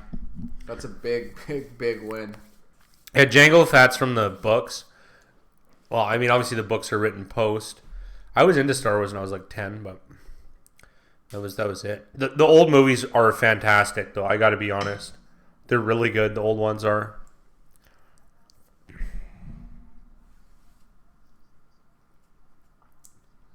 Man, it's been a good day so far. Contrary to the name, this week I didn't take Buffalo in the pool. I had it in mind Thursday night, but I changed it. Good thing, though, it was a push. It's not about Boba Fett. It's an original character. And it said, how well do you do on your bets compared to contest picks? It's been good. It's been a good year bet-wise. It pretty much just shadows our picks. But it's a little tricky, right? Some weeks you'll get lots of picks right. And betting-wise, it doesn't go great. Yeah. But it just depends. It's tough. It's tough to bet, 15, 16 games and be confident each week. It's been a good year. So anytime it's a good year, it's usually a good thing. Yeah. It's definitely been a good year. They got Chris Berman out here.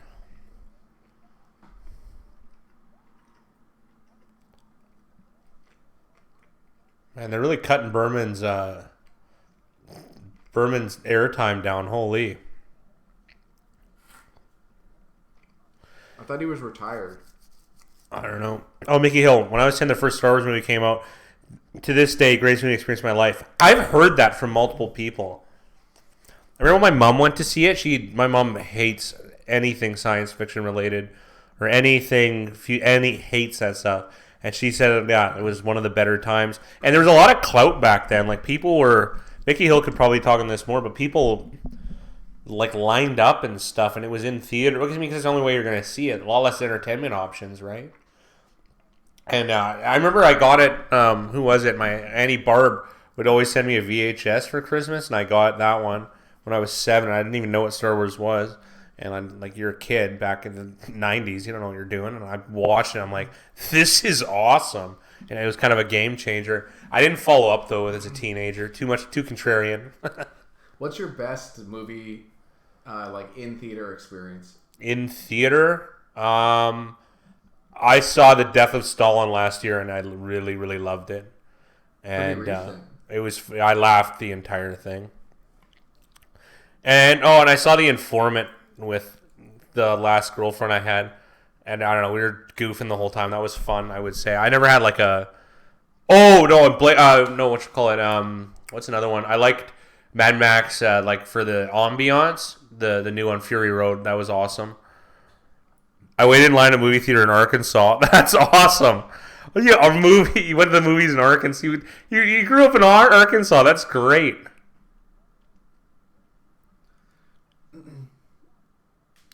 Mickey, I waited in line in a movie theater in Arkansas. Apurva said we guys should go for a game together sometime. Oh yeah, they're. We're kind of spread out here. That's the only thing. We don't have quite enough big an audience to do a meetup thing, but they do like meetup poker games. Some of the guys that I follow, and I'd be down for that kind of stuff. It's a little weird, but I guess that's kind of the way the world's going. If we ever did it, we'd do it in Vegas, though. It'd be a Vegas thing, absolutely. And Vegas is an easy jump for us too. Yeah, Vegas would be a fun place to do. If we'd bet every game, we'd be up huge. Yeah, I know, Jake. Like we'd be up mega huge, but that's the breaks. Mickey Hill, Asheville, Mississippi. Interesting. I've always wanted to go on a gambling trip to Biloxi. What's that? Biloxi's a big city, Mississippi, and it's got some big casinos, 2 of them, I believe, big poker rooms, and it's kind of like a frontier gambling town, if I remember correctly, if I recall correctly. That's in that. So yeah, I've always wanted to go to like Biloxi. So. Jake's sentiment's true. If we bet every game, it would be up huge, but the games I select, I'm about break even. Yeah. It's tough.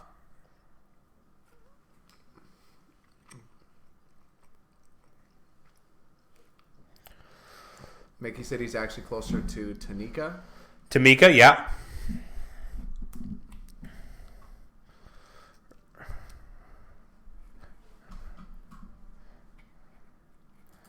I don't know if they have any. They have casinos there. Don't want to get any paint on that keyboard.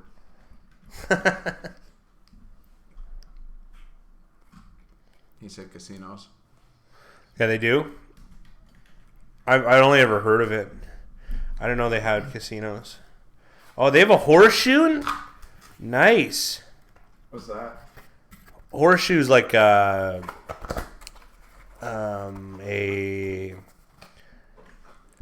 it's kind of like a McDonald's of casinos a little bit. They're probably independently owned, but I mean at some point it was and they got a Sam's Town too. Oh, nice. Yeah. I probably got a reward. Yeah, you would have reward points to Sam's Town. I played poker with Sam Boyd's lawyer. His old lawyer. He's a super, super obviously wealthy Sam Boyd's lawyer. He was an older guy. He lives in Vancouver. He's hilarious. He only buys in like min buy-in, like whether it's $100 or $200, and he'll just lose it like slowly, and like he just goes for the entertainment. Really fun guy, and you can get great stories out of him. No, Horseshoe is awesome. Yeah. Oh yeah, I like old style stuff. Like I like the Golden Nugget in Vegas. You know, at least the poker room. Anyways, Venetian is the best poker room though in Vegas, I'd say. Yeah, this Horseshoe looks awesome. Jack Binion's Steakhouse. This looks rad. Oh yeah, it's great. That'd be a great thing to do a meet-up poker game or something like that. It'd be fun. Oh, I like this. I like old school stories. Like, I don't know. I just came from that kind of background. With my father was a professional gambler at some point in his life, and then my mom made him give it up. And then my dad's dad never worked, so he was an old rounder, like traveling around. Yeah, they absolutely did. That was when Nick the Greek Dandalos played Johnny Moss. Yeah, and then he was Jack Binion was a great promoter. Yeah, so he put them on like a stage and everyone would watch because it wasn't like a one tournament. It was 2 guys playing heads up for hours on end and Dandelos lost something like $8 million. But Dandelos was in his late 70s, early 80s, I think. So he was the younger guy, kind of won the war of attrition, and he was the best player around. It's kind of interesting stuff, though. Yeah, I love old world stories like that. Amarillo Slim's book is one of my favorite books I've ever read. And there's another good one. There's a biography about Titanic Thompson, the world's best proposition gambler. Those are all really fun books to read. All the hustles those guys did. My grandfather was a card cheat, and he died very young, but his one of his partners is still alive. And every time I see him, for hours, he'll tell me stories about how they hustled loggers in British Columbia. That's funny. Yeah, they had these good ruses. So my grandfather could rig. It was a great card mechanic, but so he played the terrible loser, just getting mad all the time. Horseshoe's awesome. Yeah, I meet you in Las Vegas for poker. Yeah, we glossed over it. Yeah, his horseshoe casino in Vegas started the World Series of Poker. That's pretty interesting. Yeah, Seattle receives at half, so they've got a second chance here to go up. I was surprised San Fran got pretty risk averse there. Yeah, I was surprised at that too.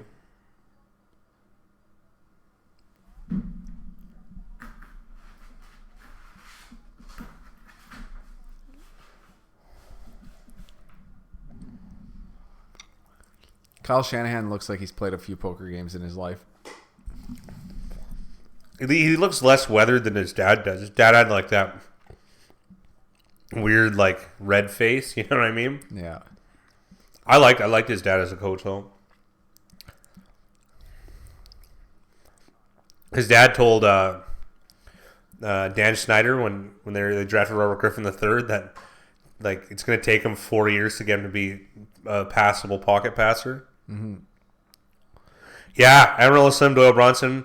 Who's the other ones? Even Stu Unger is interesting. He's not part of that group, but who's the other one? Sailor Roberts. Yeah, interesting stuff. I think one of those guys had like it might have been Sailor Roberts, like a sexual allegation that kind of like tampered their legend. Jack Treetop Strauss. All those stories are cool. I like old world Vegas, that type of stuff. All the legends.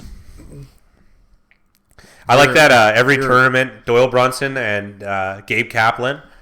Gabe Kaplan used to be in the show Welcome Back, Kotter. That's where John Travolta was, I think, his start was. So they would take a bet when Doyle Brunson would get all the Texans and Gabe Kaplan would get all the Jews, and whoever had a higher finisher would win. And they'd bet every tournament. That sounds awesome. That's funny. Yeah, they're backing their own ponies. And Gabe said he did better because Stu Unger came into the fold, and he was like a legendary, probably the best natural card talent of all time.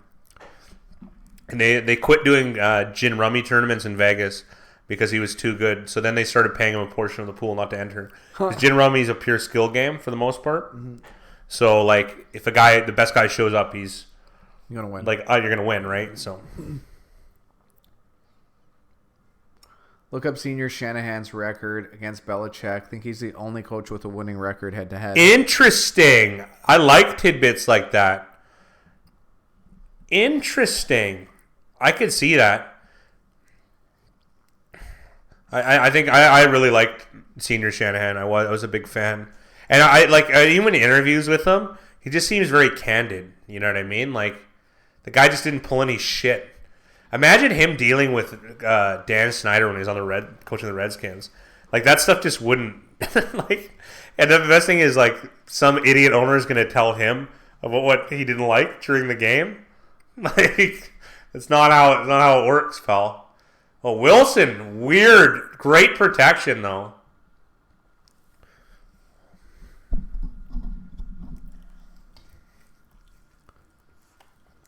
I haven't seen Josh Gordon yet. I know he's active.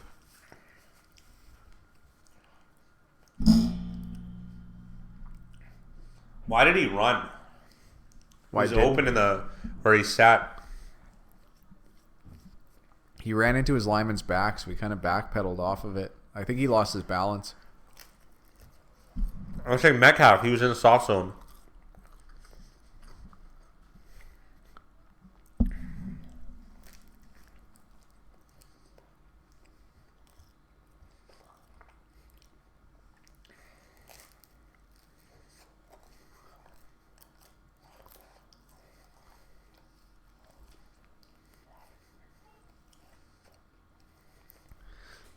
Couple of coaches' sons here on both sides of the ball. Yeah. Legendary coaching sons. Yeah.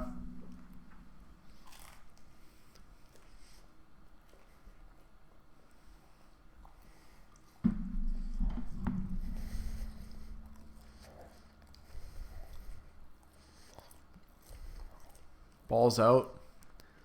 San Niners got it. knowing they got it. This is it was Rashad Penny this time. Ref signaled at Pete Carroll, and I want to cue. I call Mickey Hill's going to be the first one to say 2 turnovers. Mm-hmm.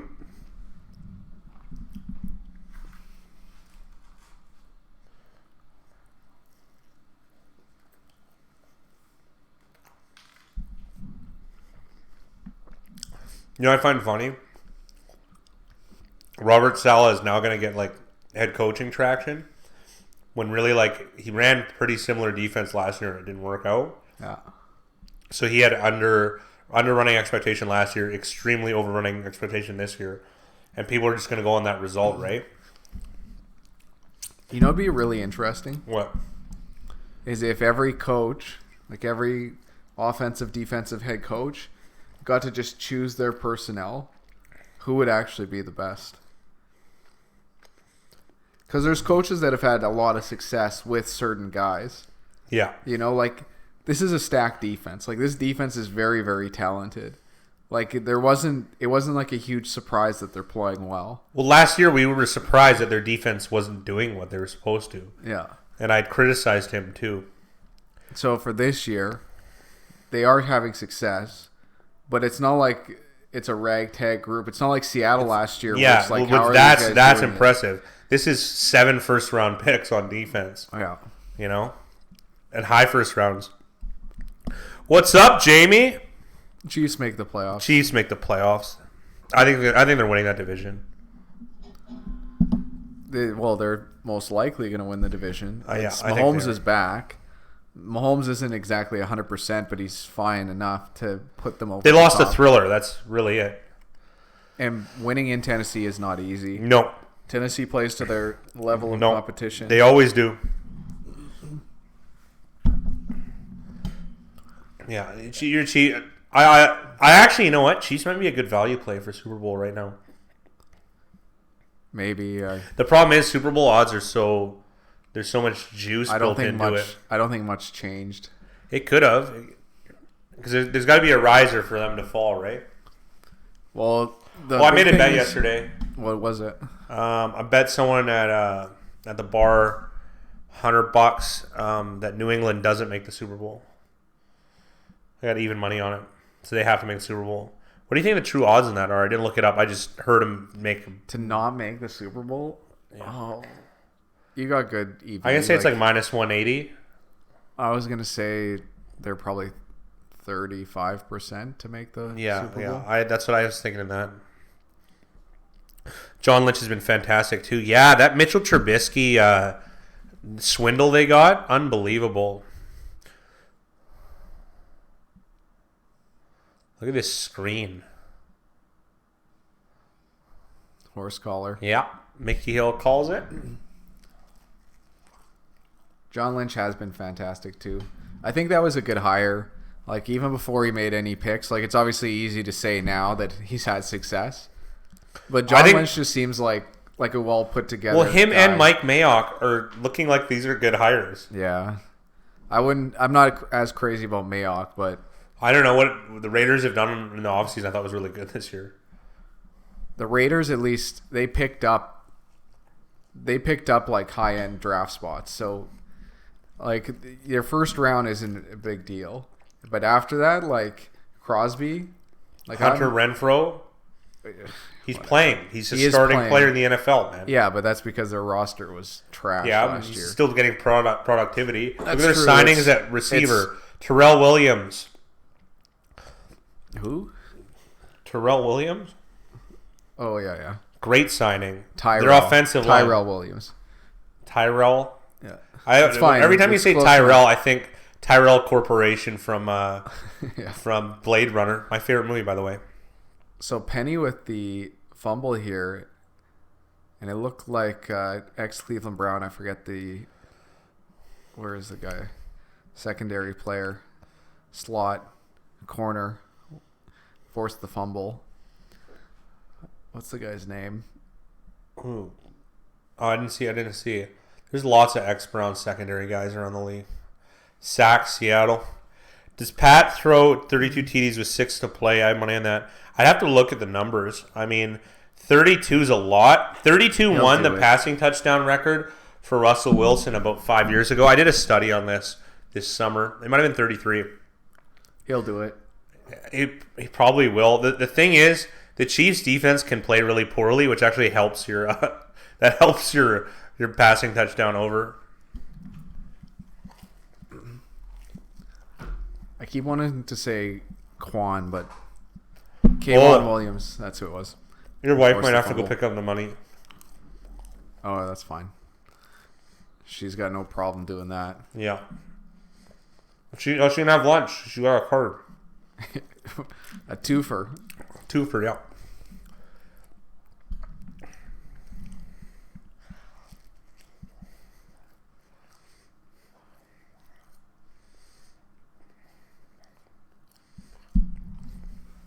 And she's getting the benefits of those. That's good. No, it's nice. Mickey Hill, this is the answer to how you get your wife to be cool with doing this kind of stuff. Yeah. I was smart. I want to keep our relationship good, so I put her name down in a lot of the pools.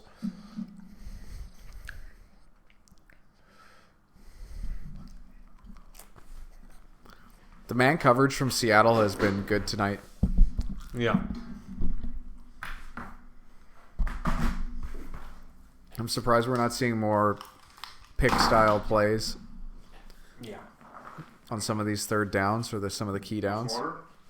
I'm good for now.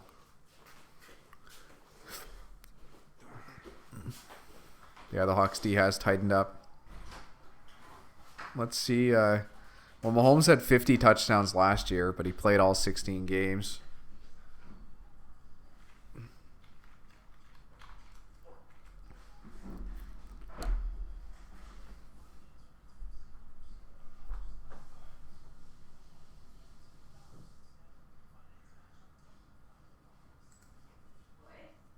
Yeah. You need me? Oh, Chicago mix. Yeah. You open it if you want. Fat guy said he's never tried Chicago mix popcorn, so that's our big thing tonight. Okay, I missed that part of the conversation. What was that again? And Mickey, I forget what I was talking about, so you're gonna have to remind me what you missed. He's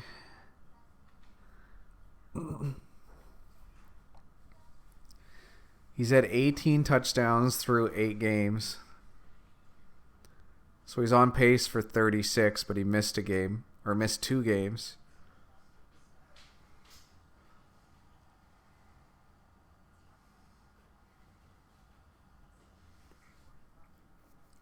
It's going to be tough, Jamie.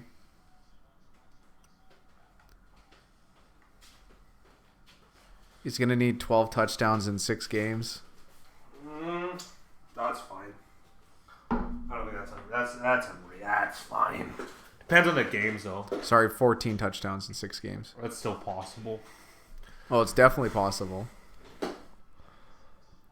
He's got 18 through 8. Yeah, who are they up against? Well, that's the key. I think they got another game with the Raiders. Raiders secondary is very injured. It's going to be a good chance for that. And they weren't that good to begin with, the Raiders secondary. It's the weakest unit on that team. So that's one where you could probably get 4. High over-under. Raiders scoring a lot of points these days, too. So I'm cherry-picking one game out of that. Like as if that's, it's still something.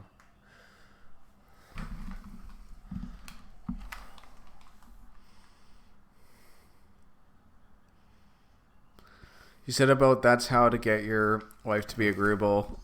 Oh, we were talking about the pool. My wife's going to have to pick up the money. Yeah. If we win. Fat guy, likes to be a little bit discreet, and I wrote her name down, and you get a gift card to this one pool, so we gave it to her. So. Yeah, I don't like putting my name on a bunch of stuff either. People are never happy when you put fat guy on forms.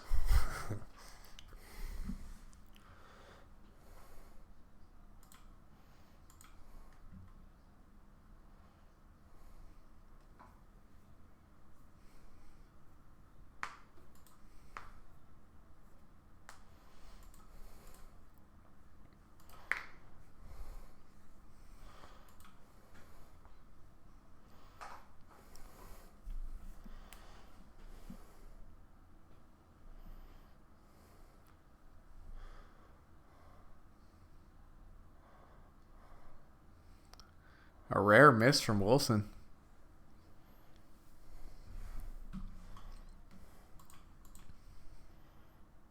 Oh, it's $125 the fee. Even more than we thought.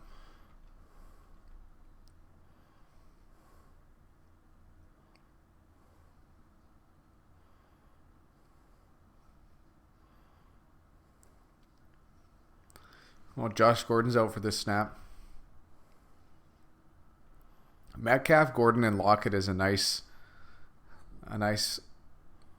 trio of receivers. They go to Carson with the screen. Sorry. We only get 500 for first. That sucks. That's still good.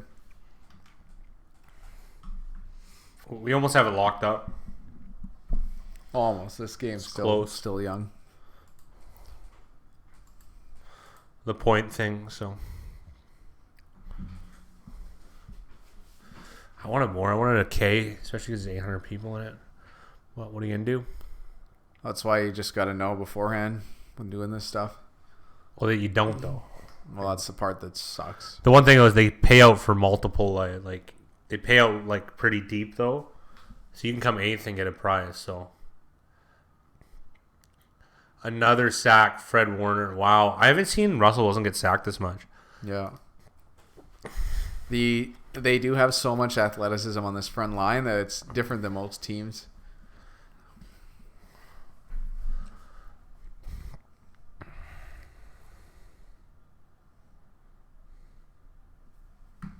The same way I felt about this looks like the game. Remember when Wilson played that season injured? Like his ankle was busted up? Yeah. I mean, he played unbelievable that year.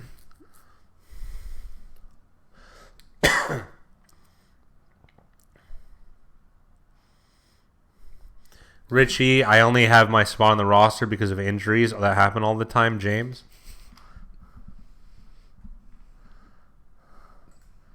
I think it's offside here.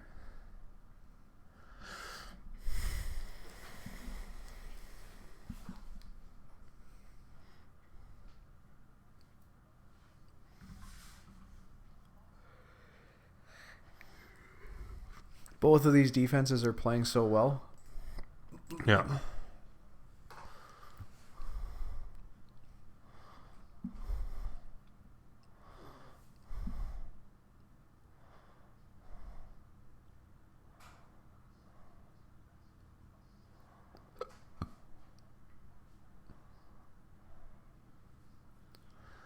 Robert Sala looks like he's wearing a mascara. The old turtle wax too. Yeah. I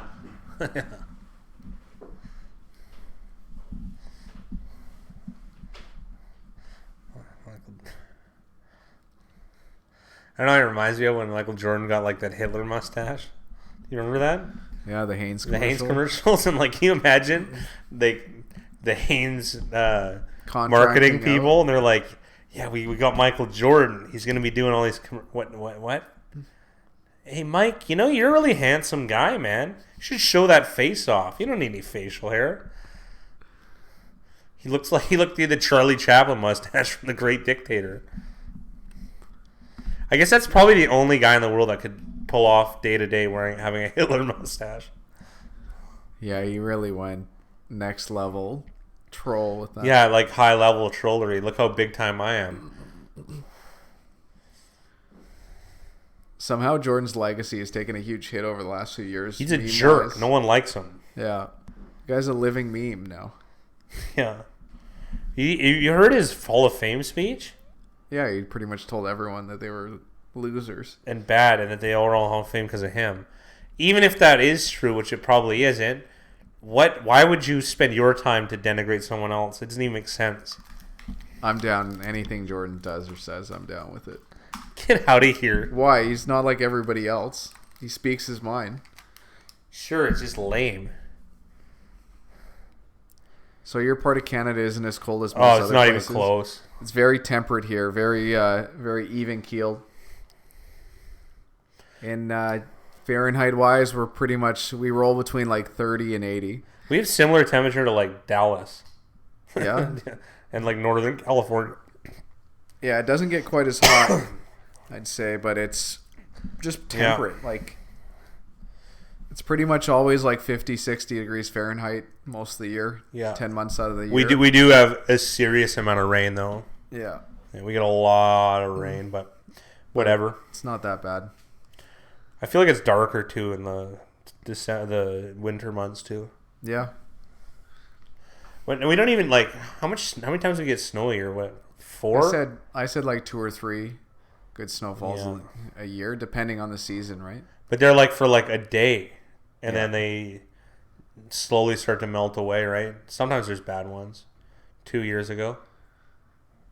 Mickey Hill's saying that Michael Jordan still shoved off his defender on his greatest play. Yeah. Who's that? Was it against Charlotte? No, I believe he's talking about the Utah when he pushed off on... Oh, Utah, yeah. Oh, is it Byron Russell? I know it wasn't Danny Ainge, or he'd get a ball in the eye. Yeah. He also... Was it Chapman that he pushed off of when he was playing against Cleveland? Those are the 2 Michael Jordan plays I always think of. I like what he said to... who was it? Muggsy Bogues? What'd he say? Muggsy Bogues had a chance to shoot the ball to win the game against, and he was guarding him, and he just let him shoot. He said, "Shoot the ball, you fucking midget." and then Muggsy Bogues missed, and he said it just ruined his psyche for a long time. Yeah, Jazz. That makes sense. Yeah, I think it was Byron Russell.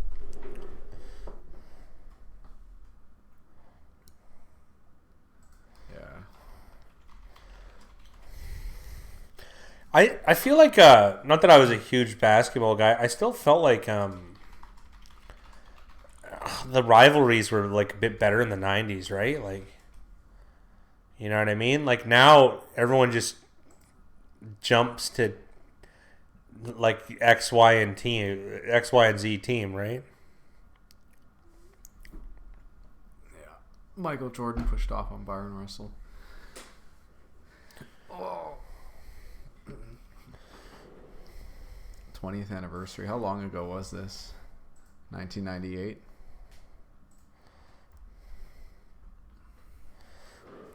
I saw Beans on Saturday. Yeah. We found a joke we're gonna do. Yeah, we're gonna get his dad's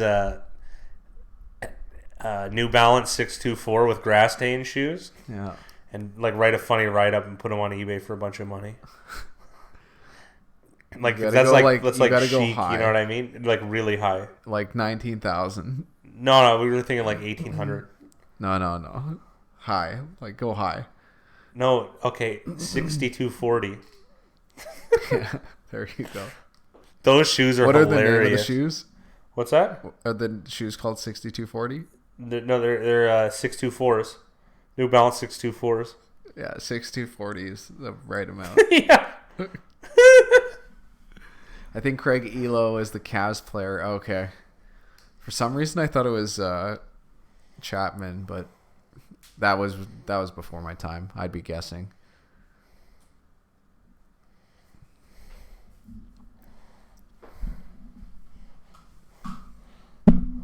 I tried to trade Dub draft picks for Philadelphia's defense in fantasy, and he wanted so much. Yeah, he's not gonna do any deals with the devil. Yeah, no one, everyone hates me there. It's just fine. I like being hated. You're not well liked either. Not that you care. Don't talk to anybody. Yeah. Why would I not be liked? Both likes because people don't actually care about the person you are. They only care about the moves you make. Yeah, absolutely. I got to start trading because I'm not gonna win. So we can make a deal then. I don't think because we still have one trade left we're allowed to do. I don't even know who's on your team that I would want though. That's the problem. Like, and your keepers are Connor and Mac. You have a quarterback? No, I'm gonna keep other guys. I got Are you? Prescott. I've got so many other guys I can keep. Oh, because you have a bunch of 16th rounders? Yeah. Yeah, I'm keeping Kittle and Henry 8th round, both of them. That's unreal. Yeah. Or Kittle might be 6. It doesn't matter.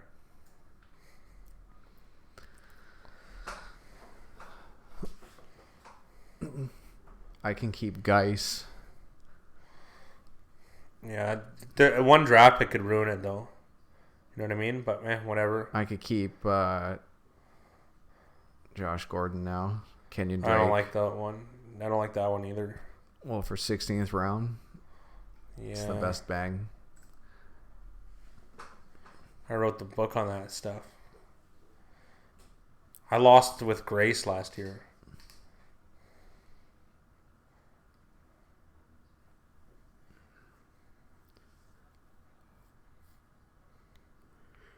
Ooh. That Yeah. Thursday night Steelers Browns game is going to be entertaining. Yeah, that sounds like a good one, especially the state of both teams. Mm-hmm. Steelers are so well coached, man. Like anything could go wrong with the team. They lost Ben Roethlisberger. All right. They just roll with the punches. I think a lot of it has to do with the strength of the type of player that they draft. Yeah, they draft tough players. Yeah. You always say that, and I always agree. Like, I don't know. I just feel like they have less wimps on their team. Yeah, they draft guys that are ready to play, too. Like, there's not a lot of, projects on the team. Yeah, that's true. Like, even some Although of the younger Bud Dupree, receivers, I would call a project. I mean, not now, but he was. But he still played through it. Like, he had his growing pains and played through it. And now he's we call him a starter in the NFL. So I mean, that's enough for a first round pick, though, right? Yeah. Like what we're talking about, Clelin Ferrell on the Raiders. Oh, that's a tough one. This is gonna go all the way. Oh, good hit from 82 Dwelly. Who is 84? Was that Kendrick Bourne? Bourne. That was really bad. That's tough. That's tough.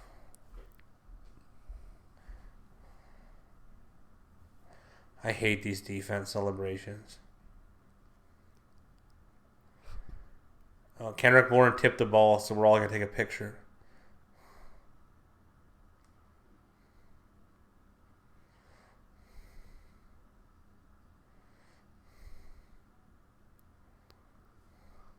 Oh, Jake's all about them Hawks right now. Oh, yeah, especially after that one, eh? Now he's going to be first in the contest, too. Way to go, Quandre Diggs, Kendrick Bourne. Killing my dreams of being a clear number one.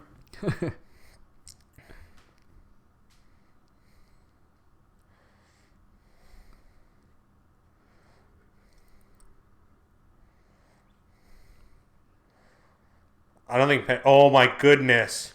I was just going to say we need a Chris Carson fumble. And Hunt, with the blowback, gets on it. That hair is gross, man. If you had long curly like frizzy hair, why?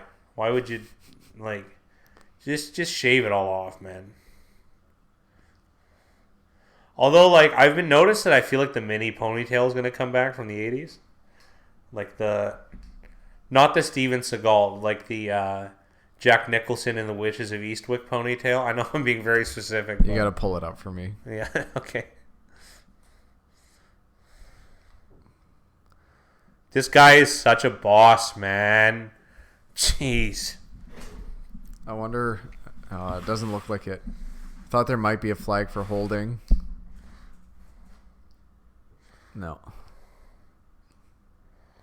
Like, Warner has no chance of tackling him. That's, like, the funny part.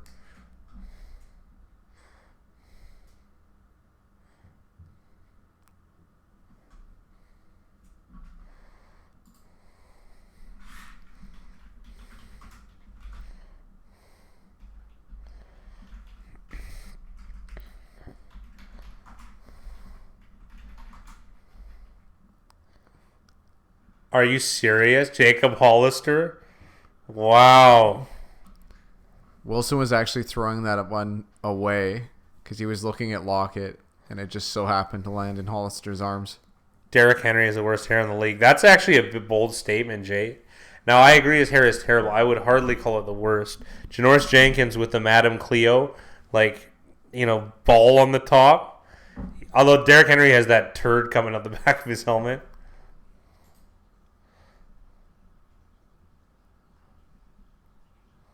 Right there. There it is. Yeah, you think that's coming back? I think it's coming back. It's like the real-life Tweety Bird. Yeah, absolutely. Maybe that's what it was inspired from. Who knows? Jack Nicholson was childhood friends with Danny DeVito.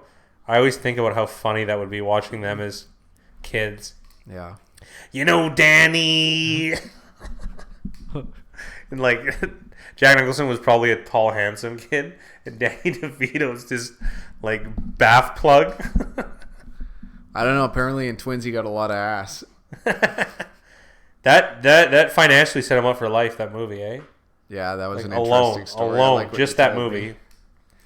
It's the trade that broke Hollywood. The deal. Arnie was great at making deals like that. He's very underrated in that. I don't know how, but...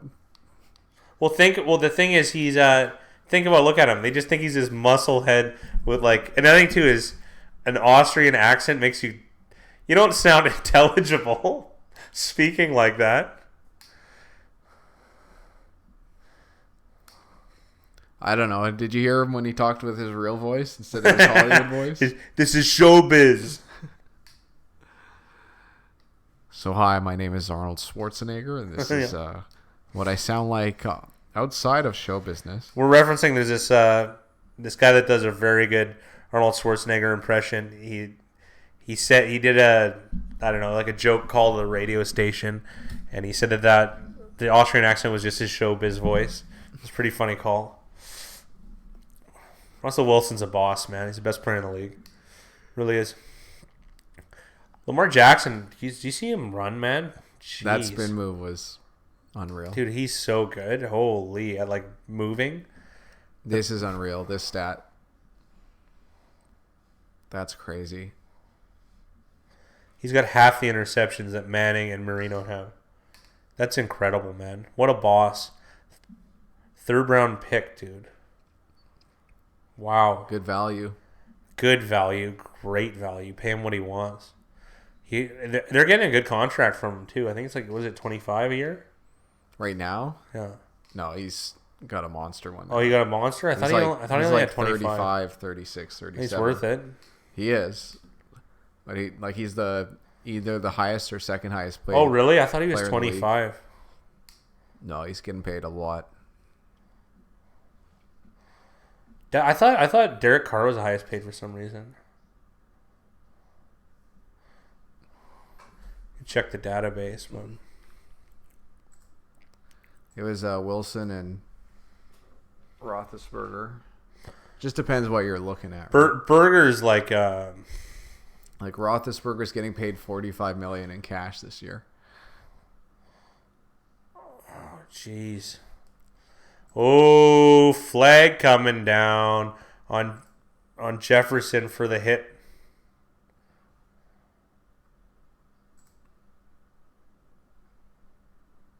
Wilson signed a 4-year, $140 million contract. Holy. With $70,000 guaranteed, and the average salary is $35 million. $70 million guaranteed. Yeah.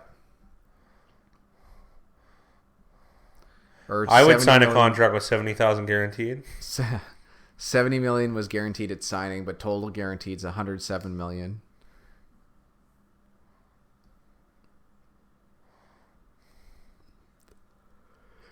Next year's yearly cash is $53 million. This was a brutal call though against the Seahawks, in my opinion. You just can't hit a quarterback anymore. It's lame. Bill Burr's take on Arnold and Gold Diggers was great. Oh, I have to listen to this. This sounds awesome. I'm a Burr fan. I do. I don't quite follow him as hard as I follow Norm. Bill Burr, Philly rant. Yeah. He's a good ranter. You know what's good for ranting? A Boston accent. Yeah. It helps. Yeah. You just sound a little more annoyed, you know? Bill Burr, when he had hair, is hilarious, though, what he looked like. You go back to that same play that works. That Debo Samuel screen, but it looks like Kendrick Bourne's going to get called for a hold. Rough game for Kendrick Bourne, all things considered. Yep, sure is.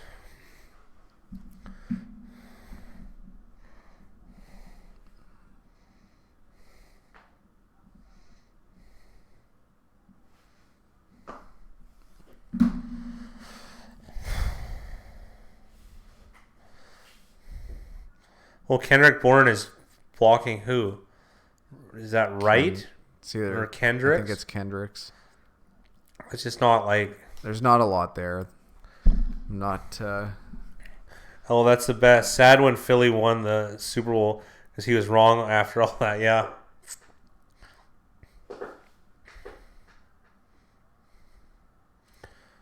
This is another sack. Ball came out. Seattle's on it. Wow. Clowney with a strip sack here. Things going bad to worse for San Francisco here. They showed an interesting stat pregame that Clowney only had 2 sacks, but he had 2 forced fumbles, and now it looks like he's at 3-3. Yeah. I like his nickname, Dookie Stain. Yeah. Oh, well, taking the L tonight, boys. Absolutely, Mickey. Absolutely. It happens.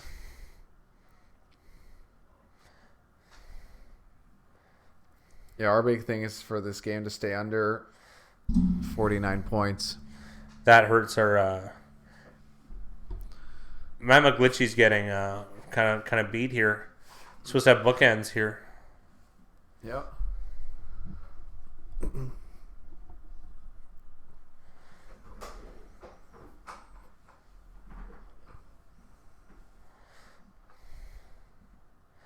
Clowney is playing in rare form tonight, Tessitore says. It reminds me of Purple Rain. The kid is in rare form tonight. Talking about Prince. Jake Jacobs said Hawks D-line said we can dominate a game too. I would say that they can. You know what's always interesting about these games that I always find is it's usually the one, especially in the primetime games, it's always usually the one side of the ball that's weakest out of the 4 sides of the ball on both teams that usually steps up and plays well. Oh, Hollister is becoming such a threat on this defense or offense. I wouldn't say a threat. I just think that he's a guy they've been leaving. Early reaction on why the hell Cleveland is favored. Yeah. They're favored because they're at home. Yeah, that's pretty much it. Those 2 teams are pretty even. Like, that line is pretty much spot on at 2.5. Yeah. Plus, it's a short week. The Thursday games, the home team always has a little bit more of an edge than usual. But I think a lot of people agree with you, Chris. A majority of people are on the Steelers betting-wise, and it's going to be a good opportunity to take the Browns.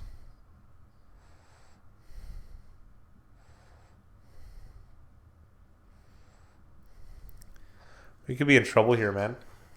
Could be. Mickey Sell said he saw Purple Rain in theaters too. That's rad.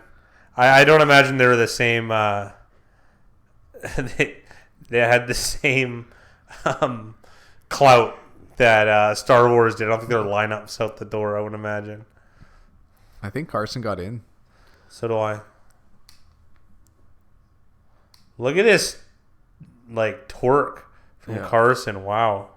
His elbow hits down before the ball hits down, but I think the ball's crossed the line by the time his elbow hits. So do I. I'm a fan of this next YouTube comment. There, he's just short. Should have sided with the public. That'd be a good wrestling name. Here he comes, the public. And he's like Ted DiBiase. Yeah. There's a lot of Ted DiBiase talk going on lately, but... Well, everybody's got a price. So they did mark him short. I like how Carson's not in the doghouse because his fumble was recovered by his center, whereas Penny's wasn't. So get the hell out of here. You lose fumbles all the time. Yeah. Carson does try and do too much. Probably he's one of my favorite running backs in the league, though. Big fantasy darling for the fat guy. And that is... Excellent push there.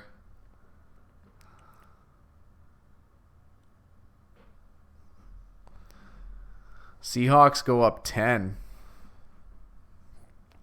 Point pending. I don't remember them trailing in a game this year, so this is going to be interesting to see this, right? Yeah.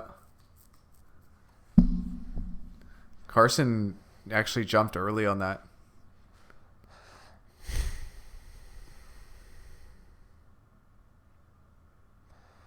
Even if Warner got a clean hit, I don't think it would have done anything. Yeah, I think it's a false start. I agree, Jake.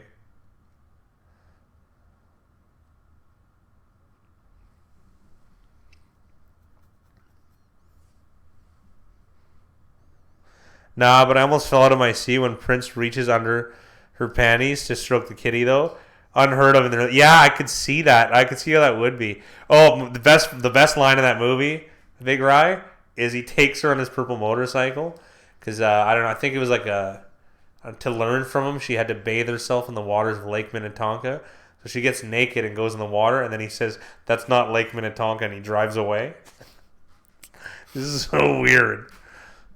What was the other thing? What was the other weird one? Oh, The Crying Game, Mickey Hill. You remember that movie? I rented it because someone told me I used to work at a warehouse.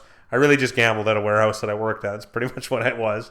But one of the guys there, he said it was a big deal when they had like a dick reveal in there from a tranny. Yeah. So it's like it was like a big deal for on screen, right? And that was in Purple Rain. No, that's in The Crying Game. Yeah. So I'm just thinking of like things like taboo things. Things that made your jaw drop. Yes. But it kind of like humanized transgenderism to the rest of the world, I guess. I don't know. I actually liked the movie. That was pretty good. And it had like an IRA backstory to it. It's very interesting, actually. Although I did get a couple of weird looks from the older employees from the video store when I rented that. Yeah, I rented that. I think that might be the last movie I rented, The Crying Game.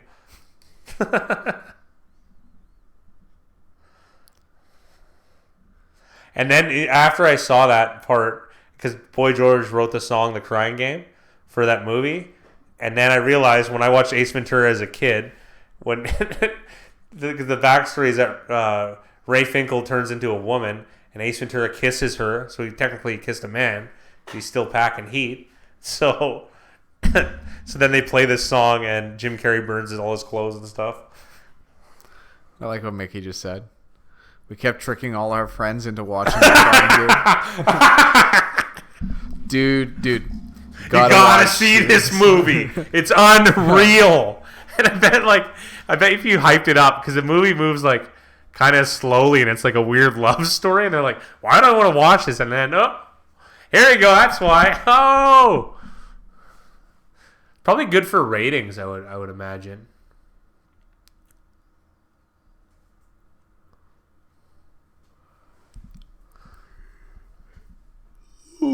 I actually bought that song and was listening to the car the other day because it makes me laugh because I think about the Ace Ventura scene all the time.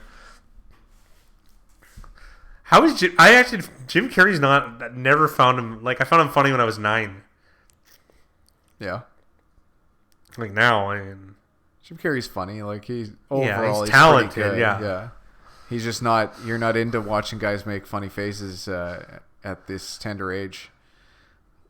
Nice. I like that. That was a nice sneak. Mickey Hill. We tricked some of our Mexican coworkers into going to see Brokeback Mountain. You know what I thought about Brokeback Mountain? I thought it was a bad love story. I did. I understood it. No, they got super mad. I've actually seen it twice because my mom loved it, and then so I watched it. And I'm like, it's just a bad love story. It's just about they just happen to be gay, big deal, right? And then I rewatched it to try and because I actually like my mom's opinion in movies, and then I'm like, no, mom, this love story still sucks, So I've openly watched that movie twice to critique it. That's how that's where my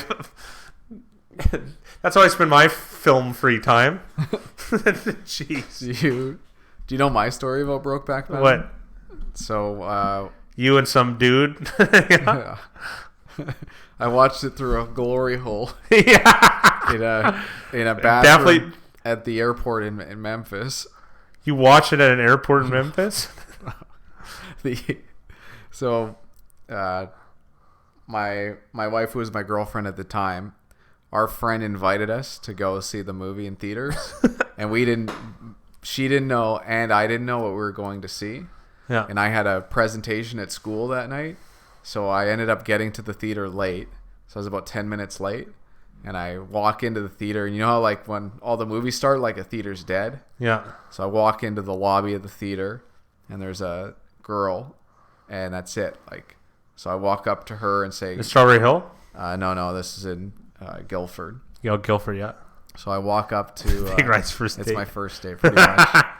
So I walk up to the girl selling tickets, and it's empty, right? It's just me and her, and I go, 1 ticket for Brokeback Mountain. And she goes, "Aww." And I'm thinking, no one says aw to you when you ask for a ticket, buy a right? movie ticket. And I'm dressed up pretty nice. I just had a presentation. I'm looking clean cut. And you already look like a twink anyways. You're not doing yourself any favors with that. So then she goes, "Oh, are you going by yourself?" And I go, No, my girlfriend's inside." And she goes, "Aww," because she thinks I'm making this all up, right? And so I buy my ticket, and I'm so confused, why she's being so nice. And she's going "I hope you really enjoy this movie." And I'm confused. I'm just perplexed, right? And then I walk in, and it's 20 minutes into the movie, so they're already railing each other. That was a nice Norm Macdonald. Yeah. You just pulled a good Norm, Big Rye. That was a real story, but you did good delivery on that one for once. Yeah, for once. Yeah, the clean opening, dirty finish, but 8 minutes of drawn out story. That's a good Norm. He just normed us, everyone. We got normed by Big Rye. Had to add some sound effects. Thank you. That pizza.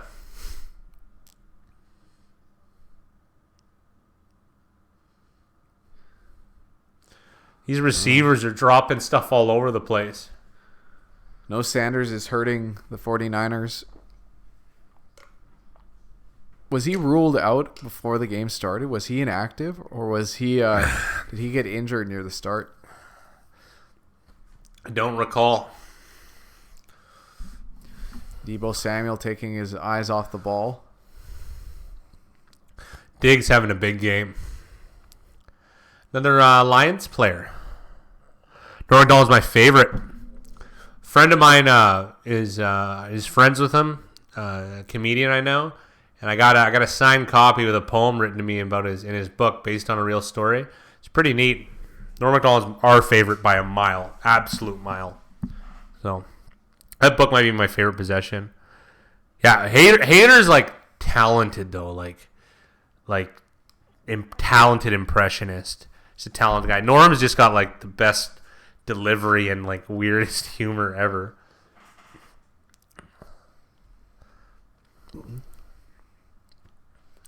Norm Macdonald, the jokes at the end of the thing are the best. Yeah. Niners are driving here, though, kind of. 3rd and 11. Oh, nice tip ball. San Fran's in trouble now. Oh, It is Jamar Taylor. That's Cleveland. I was going to say that, but I thought he played somewhere else. Lost my mind. Oh, yeah, and I was thinking of on San Fran's side of the ball with, I already said his name. K'Wan Williams. Oh, yeah. And Pierre Desir is starting for the Colts. Yeah, it's like hilarious. Wait, these are like the bad players on the Browns. at one point. Hater does a better Alan Alda than Alan Alda. Yeah, I can see that. Who is Alan Alda? It's like a famous character actor. Can you pull up Alan Alda? Yeah.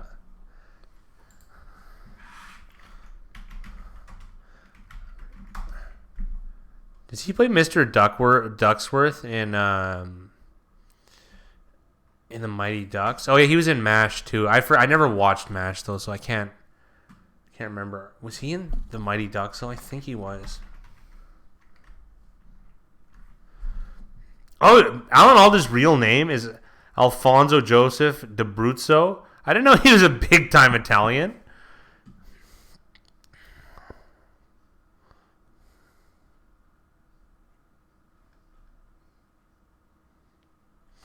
He was big on MASH. I didn't know that. Well, I did know that, but I didn't. I just never watched MASH. To me, he's like the face of MASH when I see him. Yeah, I just never really watched that. I feel like that MASH is funny because it's Korean War. The Korean War wasn't that long, you know. Like it looked like Solomon Thomas got hurt on this play. That's unfortunate.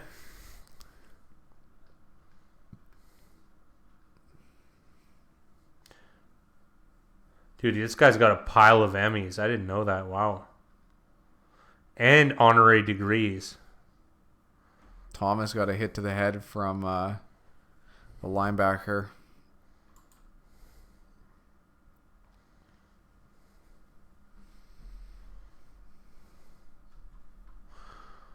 No, it's not him who did the Mighty Ducks.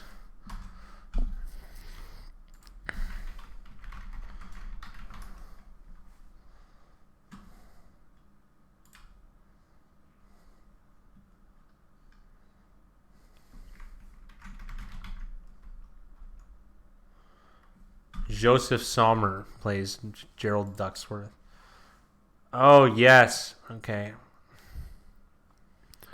I will after the game. I'm a Hater fan too. He's funny.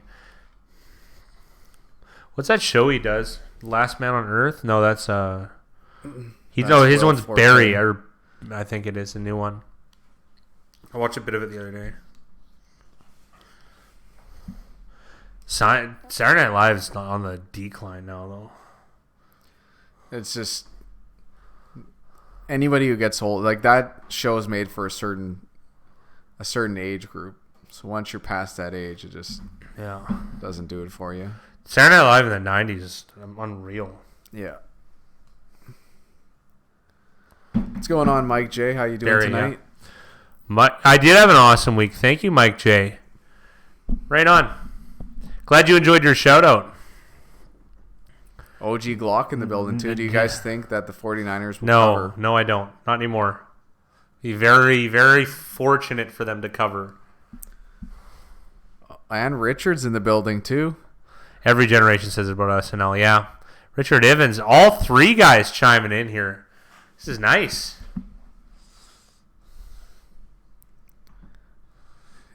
Like, I feel like SNL has got progressively worse every year it's been on. Like, some of the old, like, original stuff is so funny.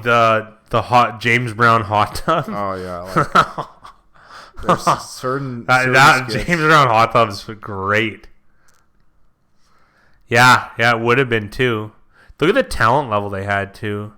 Yeah. I even though, like, he's hated by just about everyone, I'm a Chevy Chase fan. Fletch is by far one of my favorite movies. It's my favorite comedy for sure. Funny. Fletch is so good. Yeah. And that's just him being a jerk. Like, it's just great. Maybe I'll watch Fletch when I do some work later on tonight. When I get home. And the music in Fletch is unbelievable. Yeah. It's the same guy who did Beverly Hills Cop. Yeah, it is. Most of them start with National Lampoon. Yeah, absolutely. I watch old Second City television, though, the Canadian SNL kind of. And the people on there are very, very star-studded for Canada, like John Candy's in it and stuff. And I always found it really funny. Rick Moranis.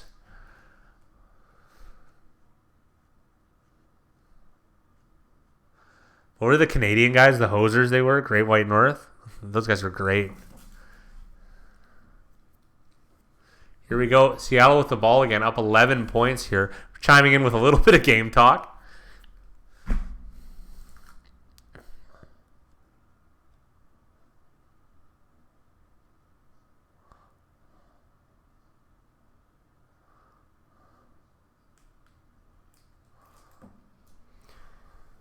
R.I.P. John, says Richard Evans.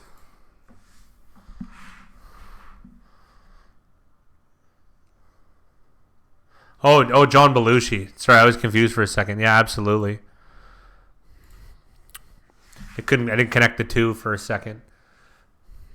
Yeah. Where did he die? He died at that Hollywood hotel that kind of the Chateau Marmont, where I feel like lots of people have died. There's a 40% possibility they will cover. I would say it's far less than that. It's definitely not 40%. Yeah. They're down. Oh, fumble. Ifedi gets the ball. It gets punched out. Never mind. Well, maybe now it's 40%. No, I didn't see. We were a few seconds behind on the touchdown. What's the total at? 37? That's what we have it at. But this is dangerous, dude. No, it's fine. Game's a game. Yeah.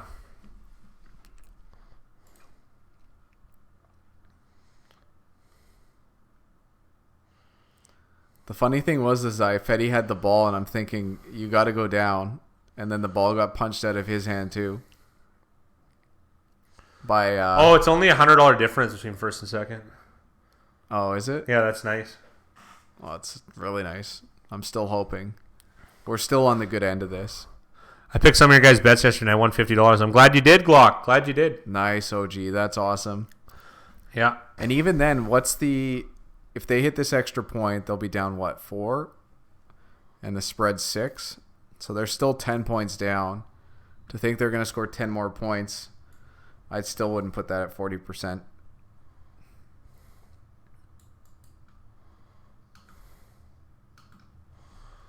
Oh, they're going for 2.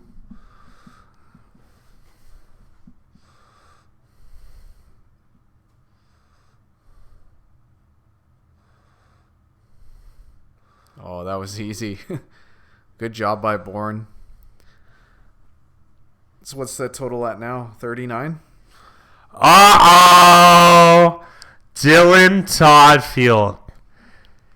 Hey, Dylan, I took New Orleans in my Survivor pool. Do you want to let me know how that went out? I didn't get to see the score.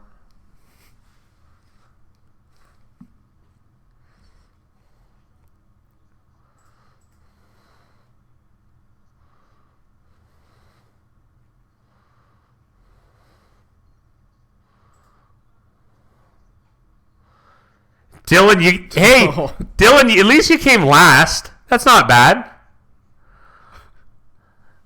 You got 2, pal.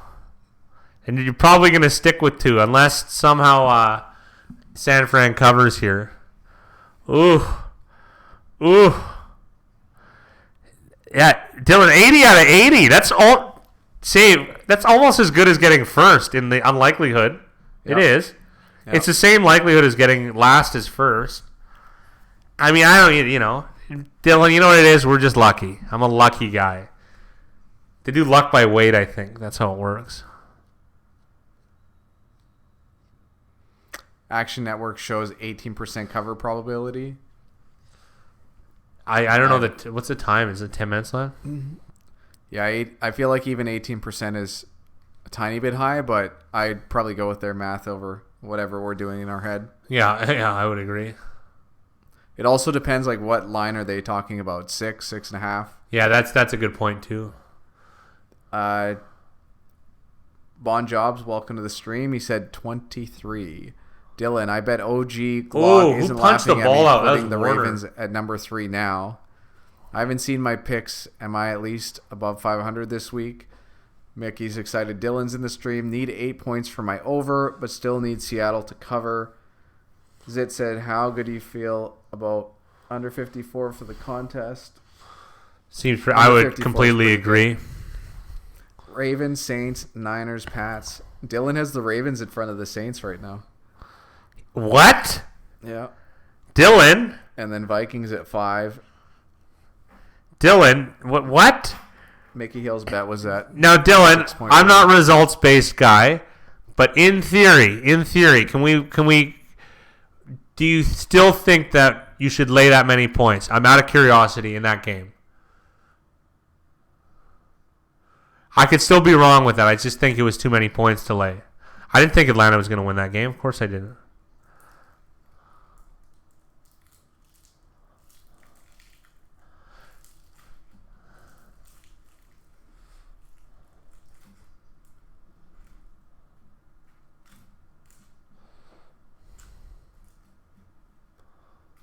This crowd is alive, man. That defense revived it.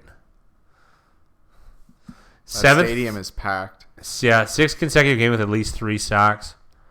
That's decent, man. This defense is really good. Yeah, the talent is just...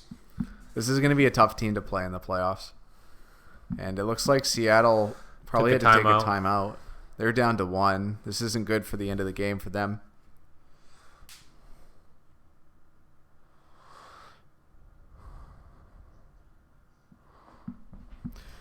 Dylan says, yes, the Falcons would have probably covered, but the penalties killed the Saints. The offensive line still play terrible, though. When they play them later in the season, I'll lay 13 points again. Okay. All right. At least he puts his money where his mouth is. Richard asked, will the Chargers have more fans in Mexico? Excellent question. Excellent question. I feel like San Diego would be a strong, like, the Chargers should be a strong draw in Mexico, would they not? Chargers and Raiders, wouldn't that make sense? I think both teams are pretty popular there. Yeah. I feel like that game that should have a higher likelihood of going over because the altitude. I'm not even joking. Cause it feels like it's more big stop by Sherman. Like it's more conducive for higher points. This is a Mickey Hill question, I would say. The sample's too small though for games played in Mexico. How many games is it? 2 per year? No, I think it's only or maybe 4. It's something small like that. Who is it? Raiders, Patriots. Oh, we lost money on that game. All-time games you're talking about in Mexico? Yeah, I don't know. Are Denver games high scoring? There you go. See, these guys are beauty with the logic.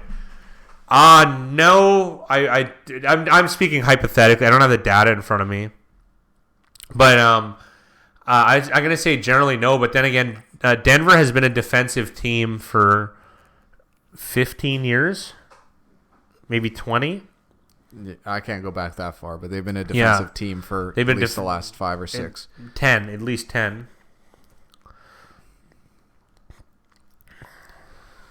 Bucker should try a yo-yo. He means an 80-yarder, 70-yarder.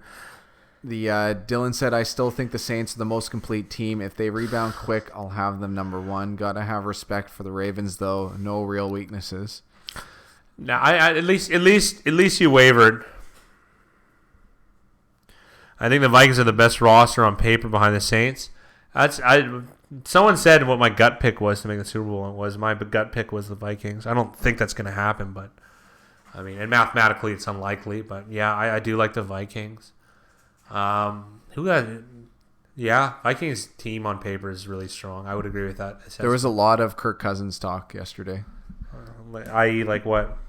Just some people thought he was. He's polarizing. People hate him or love him, he's mostly hated. I was backing him up for you. I was saying you'd be here backing him up. Yeah, I think because people always bring that stupid stat where he hasn't have a good record against a winning team. I'm like, it's just like so like there has to be one of the quarterbacks has to not do well against a winning team. It's just how. It just happens to be that way, right?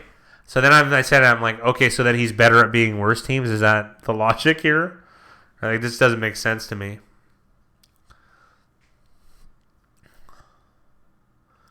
Wait. I thought Wagner was 50. 54 is Wagner.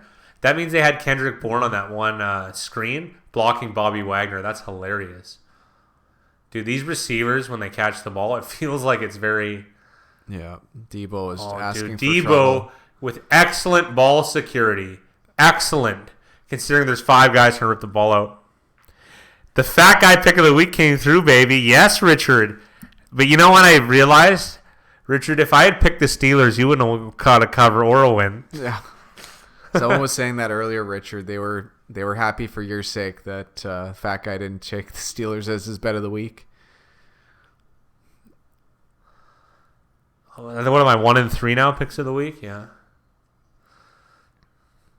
Oh, nice Mostert run. with the carry. That's a cloudy backfield. Oh, do you guys see the old prospector with the Carhartts? That's awesome. That's good. I'm sorry. That's one of the better ones I've seen. DJ Hardy, welcome to the stream. Go Raiders, getting a new best. Yeah, Dylan. It's very surprising. I'm gonna say that's the upset of the year. Dolphins beating the Colts on the road. Yeah, I'm not a Garrett fan, Mickey, but I actually think he's average. I think coaching in general is just bad. Like a lot of stuff isn't that shouldn't be this difficult, and it is. It's just because when I watch New England and the Ravens are another. Even the Steelers are well coached too, like really well coached. We were going over. I asked a few of the guys on stream yesterday. Anyone who didn't answer yesterday, answer today. Who are coaches that you actually think are good coaches? Yeah, like list them in chat. I want to see who it is. There's like 6 of them, in my opinion. Oh, and the other thing too is the Colts I think are one of the best coached teams. Just hilarious. You know what else was interesting yesterday? Pretty much everybody left Andy Reid off their list. Really? Yeah. I find that bizarre. I think he's probably the best offensive coach. I mean, I'm a John Gruden fan too, big time. Gruden's done a fantastic job with a garbage roster. And the Rams lost to the Steelers. I don't get it. This year has a lot of upsets, more than I've ever seen. Dylan shows up, and all of a sudden 15 people are in here. I know, he's popular, man. He's rating our stream.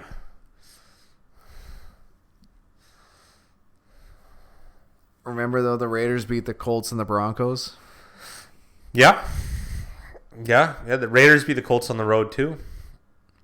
DCB needs to sign Dalton so they can be then ginger crew like the Cowboys are in the league. Who's DCB?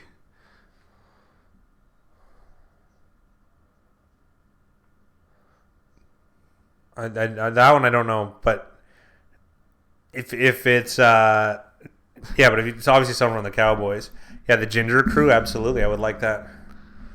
Tallman should get coach of the year, maybe. Dallas Cowboys. Oh, what are we doing? Never heard it, I've never seen it written like that. Andy Reid's a great regular season coach. Yeah, his time management stuff sucks. I'll be real, but another sack and a slam by Poona Ford, or Al Woods rather.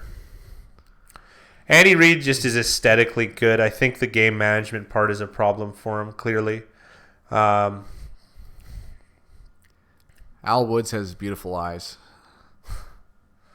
Dude, that was another. Clowney is causing a lot of these. This hit was pretty serious from Al Woods. Like to see what they've called. Raiders playoffs, maybe. It's looking like it's a possibility. They're still in the hunt, though. It's difficult. He should get it for last year too for dealing with Antonio Brown's CTE. Yeah. Oh my goodness, that was a big change right there. Trey Flowers with the dropped interception. Potentially a 3-point difference here with most likely a field goal upcoming. Kendrick Bourne with his second oopsie-daisy. Yeah, he's got a couple. He's starting to lose it. Oh, there's an interesting comment from Jake Jacobs. Maybe comment of the night. This is a no doubt 5-star entertainment game. That bit pissed off so many people. Good.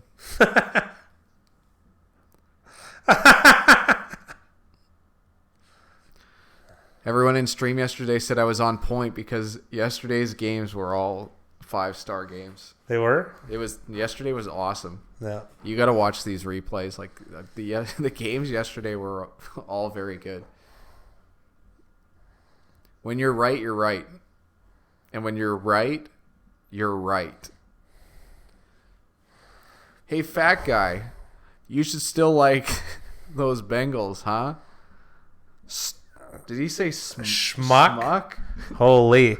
Hey, you want to know who's a schmuck, Dylan? The guy who's in last place this week. Hey, what place am I in out of curiosity, Big Rye? If we could just get a little zoom in on that, just out of curiosity. You talking about today or overall? Well, just even this week. I could do overall. I'm fine with either.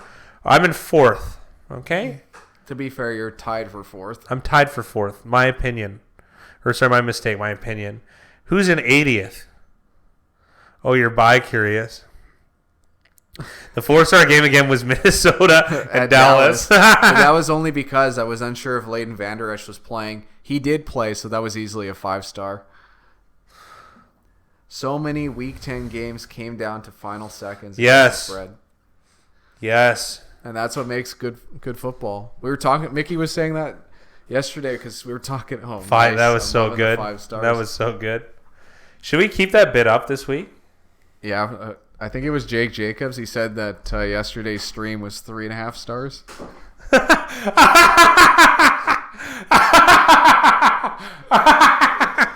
Giants and Jets was 5 stars. Awesome watching hour. Yeah. Or witching hour. Ooh. Brooding sentiments. Meow, meow. Cue the music. The Giants and Jets was 5 stars, yeah. There was a lot of... How many stars is coming in 80th? Like hard to do, Dylan. 80th? 1,700 stars. You shouldn't do it every week. You should do it once in a while so it's not expected. That might be a thought. I thought the Bears-Lions would have been 4 stars since Mitch got the start. Yes, he's not as cute as Chase Daniels, that's for sure. This chat section is hilarious. I'm having a great time.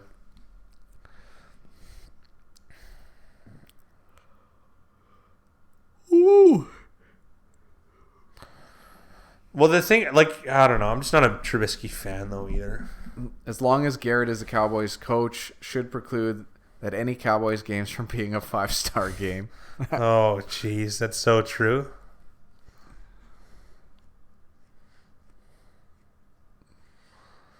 It's sad that the Bears lost to the Raiders. I guess. I was on the Raiders that game, so the result was good for me. But, it was in London, though, that game, I think.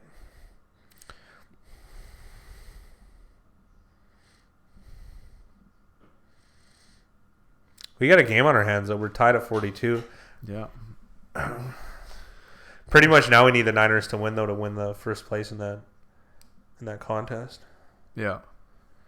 Let me look at the other ones. Let's hope we come second for sure.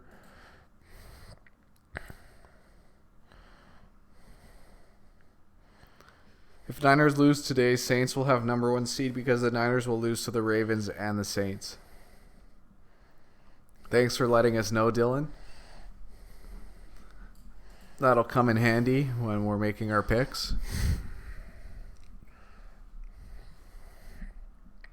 Let's go defense. Wide receiver screen to Lockett.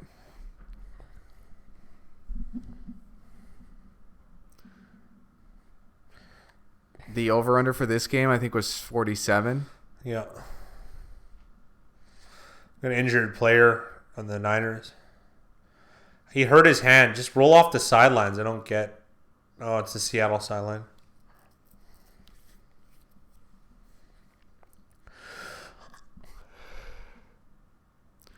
Do the Niners play in Baltimore? I have no clue.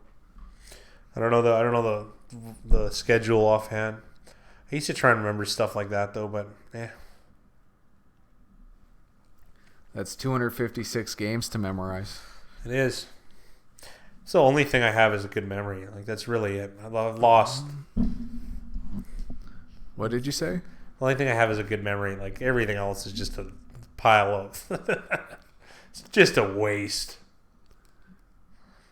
couldn't have put it in better words myself. Absolutely. Any Super Bowl predictions? I'm not big on those types of things. I know it sounds lame, right? Because for I guess technically a sports gambling show, we're pretty boring in that we don't make hot takes or whatever. Yeah. You know, we're not that polarizing. Sam, there was an argument here. Here we go. There's an argument here that one of our other contestants, Sam, he has the Buffalo Bills at 100-1 to win the Super Bowl, and then another viewer pointed out that a bet predicting website, 538, by a guy I respect and a good book to read, The Signal and the Noise, Nate Silver. His website has the Bills at less than 1%, whereas Big Ryan and I, just from the gut, and I have a big gut, we think that the Bills have better than a 1% chance of winning the Super Bowl. So, Ravens, Saints, 100%. Richard asked, were there any other games that had reverse line movement besides the Browns? There was a few games. This one. Yeah, this one did, albeit a small one. Yeah. For San Fran. San Fran went from 6 to 6.5. What a run by Carson. I'd have to look over all the other games, though. Indy had a reverse line movement against Miami. Tennessee had a reverse line movement. Yeah. What else? Pittsburgh had a reverse line movement. So are they going to go 3-2 reverse line movements this weekend? I went 2-4. You went 2-4? Yeah. Wow. For NFL. This weekend? Yeah. How? Wow. But I went 2-0 for college basketball, so it was just like Mickey Hill said, slight loss. And then surprisingly today, out of like 50 games, no plays. So yeah, that's fine. Some days it's just how it is. Sometimes you roll, some days you don't.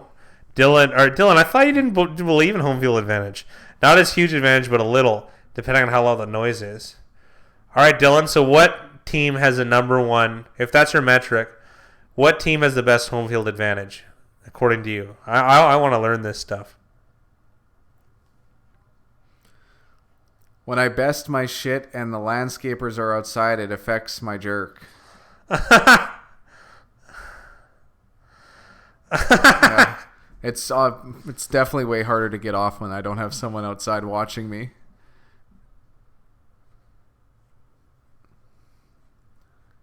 Saints, Patriots.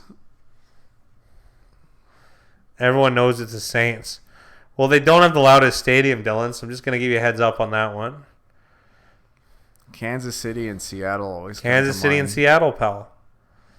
My point is that the landscapers are loud. Well, yeah. Wait, you're from Florida, dude. It's like 11. What are they out there right now? 11:15 cutting hedges.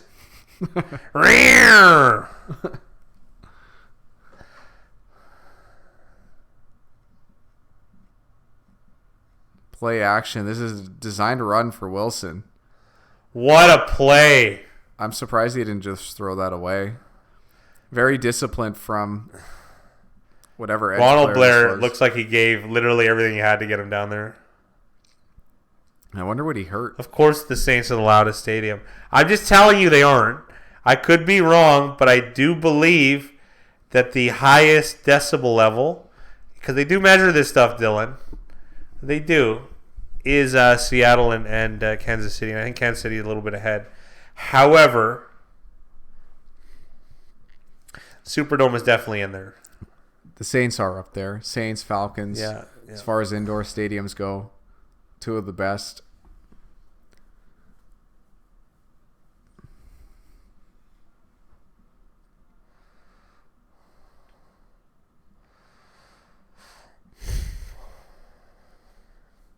Ronald Blair, Appalachian State. Mickey Hill's neck of the woods.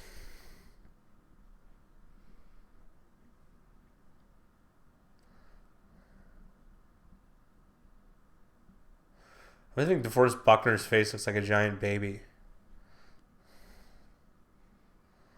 What number's Buckner? I think 99.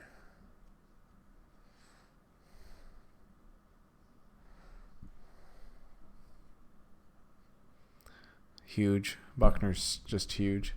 Yeah. You don't realize how big these guys are until they like take off their helmets. If that makes any sense. What's that? Like Oh, when yeah, he takes yeah, off yeah. his helmet, he's still a head taller than the Yeah, other yeah, yeah. lineman. It's both the teams got to be hard fades after this brutal game. And Mickey Sales said Saints' home field advantage is actually pretty low because they play so well on the road. That's more of a recent thing. That wasn't the case before. Yeah. But yeah, you've probably got more data than just this season to go off of, Mickey. Miami should have the best home field advantage with all those distractions. Remember, what's my favorite one? Oh, the pool in Jacksonville. It's so Yeah, weird. I love that. They always have like some chick with huge tits pressed up against Yeah, but the there's glass. always like a bunch And, of like, like 12-year-old boys. beta male dudes. Like, hey, I get to be in a pool with women. Yeah, I've partied in Las Vegas. There's a Josh Gordon with his first catch, or at least the first one I've seen.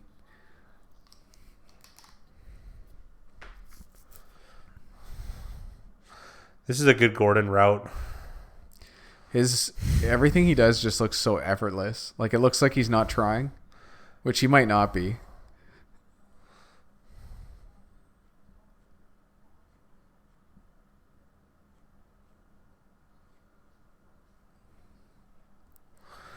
Despite the fact I killing me on picks, I haven't lost any of the bets of the week when I go against one of the fat guy's picks. It's funny because he has been winning most of his picks, so I picked the right ones. All right, you can look at it any way you like. I can just check the scoreboard, though. But yes, that might be true. But see, I like a large sample, Dylan. That's what we're going with. I do appreciate the competition, and I like the banter. So I encourage it. I like it. We were allowed to disagree. That's why the marketplace exists. It's interesting. Oh, we're going to get our cover, maybe, if we're lucky here. Yeah, outside of a Seahawks touchdown, we're pretty safe. Yeah. Do y'all see the Reddit post about how James Harden stats go down proportionally with the quality of strip clubs of the city and away games? What? I didn't see it, but I saw someone reference it because someone else made a ridiculously good post about NBA players statistically who is the most unique. And someone was posting in the comments section about that they're trying to one-up the James Harden strip club city and away games. That is the greatest thing I've heard. That's fantastic. I want to know who is measuring the quality of strip clubs. Yeah, I was going to say, how do you judge that metric? Who was it that brought all that money and then the strippers stopped to pick it up? Oh, it was Jermaine Dupri that got on the mic and yelled at everybody. That video's off the internet, but it was my favorite video for a long time. And you know what else video I couldn't find? I was looking for. You ever see the Chipotle at Chipotle, kid? No. It was a big one between Nelson and I. What? It was like my brother when he was like 14, just like a punk skater kid with long hair. Yeah. And he would go up to chicks and he'd videotape himself. And he'd just be like, do you want to get Chipotle'd Oh at Chipotle? my God. But it was actually funny. Like it wasn't terrible. I couldn't find that video either, but the Jermaine Dupri, they scratched the record at the strip club to stop the music because all the strippers are picking up dollar bills instead of dancing, and he essentially gives them death threats about if they don't keep dancing, the money's gonna get cut off, and they've got they probably had $60,000 in ones. Yeah. It's just briefcase after briefcase of $1 bills. And it's 20 chicks, Oh, it's fantastic. 20 rancid chicks. NBA players do. Oh, yeah. Do players go on away games? That seems pretty dumb. The NFL teams don't do that. NFL teams generally, the players generally don't do that. There are, Lawrence Taylor, it'd be hard to keep his nose out of the bathroom on an away game. Yeah. But that was a time ago. It would be a bigger story in the NFL now. People Jake, going out. You'd be surprised with how little players care if they win or lose. Some players. In basketball, NFL it's a condensed season, right? 16 games. NFL you can get cut any day and lose all your money. The NBA, NHL, guys that have guaranteed contracts, they'll do whatever the fuck they want. There's a famous nightclub where we live. And that was that. I remember people always talking about that. And I worked across the street from that nightclub for a bit, and my family owns a nightclub across the street. And my cousins would try and figure out, like, you know, or try and get the opposing team wasted if they came through, like, and then bet on it. Yeah. And then bet on the Canucks. Canucks are one of the teams that do have a really good home ice advantage. One, because the travel's so far. Two, because of that factor. Dude, they get wrecked at the Roxy all the time, the opposing teams. I believe that. And three, teams have to go through. They play like 3 games when they come out here because they play the 2 Alberta teams. So it's probably be at the end. It's usually the end of the road. It's usually the 3rd game in 4 nights. For economical reasons, then. Yes, that makes sense. So the Canucks had a huge advantage for. They still do, really, when teams have to make that trip, especially for the East Coast. Strip club metrics, yeah, absolutely. Is there a case? Is there a case that Packers players went out for that LA game? I don't know. Be. That's the one thing that people don't understand about home field advantage is that in the NFL you have 53 guys that have to make that trip. Like, I'm sure a couple guys will stay at 100%, but that's a lot of travel for a lot of guys. Like you. Oh, so you're saying like it could be in the NBA, like it only takes like 1 or 2 guys to really throw it off, but like the NFL, you're bringing 50, like your entire team has to come over and do that travel. Emil Morales, hello sir. What's up, guys? He's watched your videos last year. For some reason, I don't think you guys were to change this way, and instead I stopped watching them. I'm starting to watch watch them again. I'll appreciate it, Emil. Appreciate it. Yeah, well, what about the change didn't you like?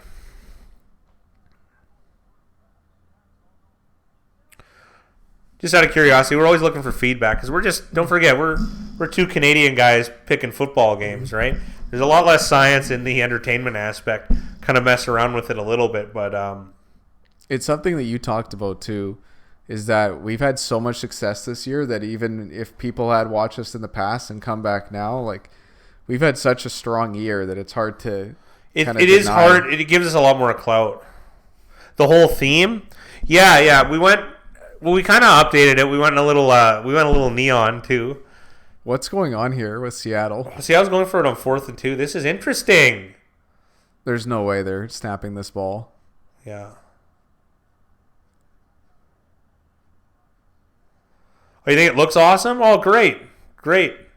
I'm glad you do. Yeah, we switched it around. Part of the reason why we switched the formatting, to be honest, is that Big Rye does the graphics. And it takes a lot less time for like the way it's set up for us. It's more of a streamlined process, so we can get the videos out quicker.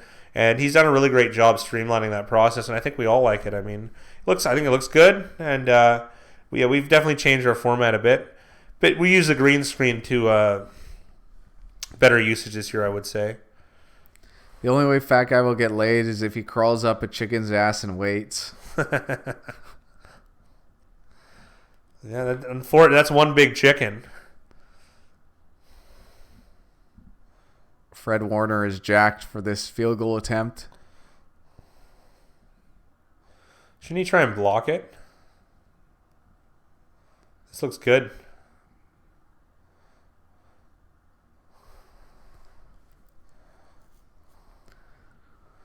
So if we give up any more points, we're going to lose. San Francisco touchdown. If San Francisco wins, we win. And if the total stays under 49, we win. Okay, those are good. So if the score stays here, we get a couple extra bucks. Boom. Woo! That was the Pete Carroll for all you guys. Jake's loving Dylan's It's comments. funny, yeah. How I love banter. I don't get my fifis hurt. Really safe for the Hawks cover now. I would say so. Two possessioner. Well, it depends on what line, because there still is. If you got it at 6, which we have the contest in, if this goes to overtime, that could still hit. Otherwise, it's pretty safe. It could push. Yeah, good point. It could push.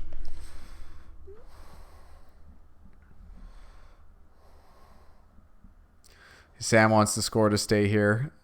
We would agree. Do too, yeah. We can't get a cover right now, pretty much from San Fran. So I'd like the score, the number to stay here.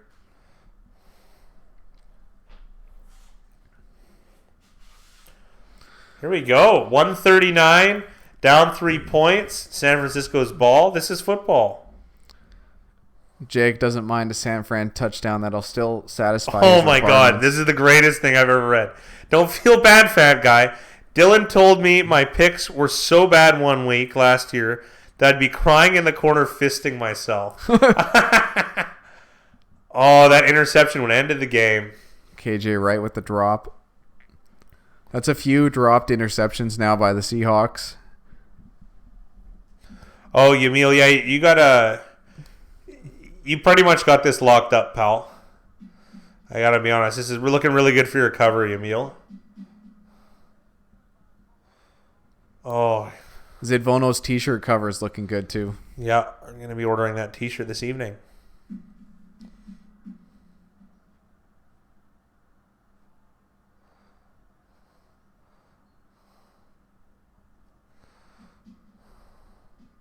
How much money does YouTube pay you on average for your videos? Very little. Less than it used to. It's changed. Like, we're still running at a net loss, but it's definitely worth it for us. We're gaining a base that we're happy with. Like, the group we have in here is this is what we want.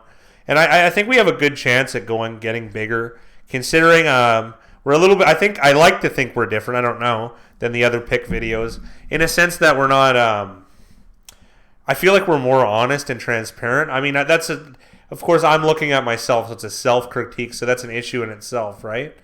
So, I mean, we try to be honest. Like, a lot of the other guys, they give you these, oh, I'm 4-1 in this spot and 3-2 in that, or I'm 8-0 in this spot. But it's like, I don't know. I just don't feel the transparency's there. And this contest, which is, I think we're at just under 3,000, somewhere around there. But what's more important, I think, is the people that engage in the contest is, I think it's more important. That was Big Rye's idea. And the leaderboard was actually yours, Dylan, oddly enough. And I don't know. I'm really impressed with how this has all come together. Yeah, there are other pick shows. I watch them. I mean, I disagree with them. That's fine. But the thing is, I don't like I don't want to call it lack of honesty, but I don't like when you say, oh, I go 4-0 in this spot. Just put your whole record out there and compete. Yeah, well, I don't know if they're fake necessarily, but I think they're misguided in a sense that they leave the sample out of these records. That's why we like doing it this way. Am I saying this all right, Big Rye? Yeah, you're saying it all right. We've watched a couple guys, and they like to tease it up by like 10 points, and then say that they're hitting at like 80%. It's like, yeah, but 10. That's not a good record. Like, you know what I mean? I don't know. Like, picking San Fran plus 10 is not, like, it's not a huge thing. I like that y'all aren't selling anything. Well, thank you. That was the point too. Like, it's the thing I am selling actually is contrarian theory. That was it. I just wanted other people to show them that thinking a little bit differently has merit to it, if that makes any sense. I'm fine with you disagreeing, but it's I mean, I don't know. I like to think contrarian theory is one of the few things I blindly believe in. I really do when it comes to sports gambling. And I don't know. We kind of wanted to bring that idea to the fold, I guess. I think making people aware of the sports betting market is kind of where I've been leaning towards. We have other ideas that eventually, like right now, we're not selling anything. And we never want to force we never want to like rip people off. Like that's not how we are. Like, we're trying to create something of value that people find valuable, and eventually we can make a couple bucks just so we can focus on this for a living.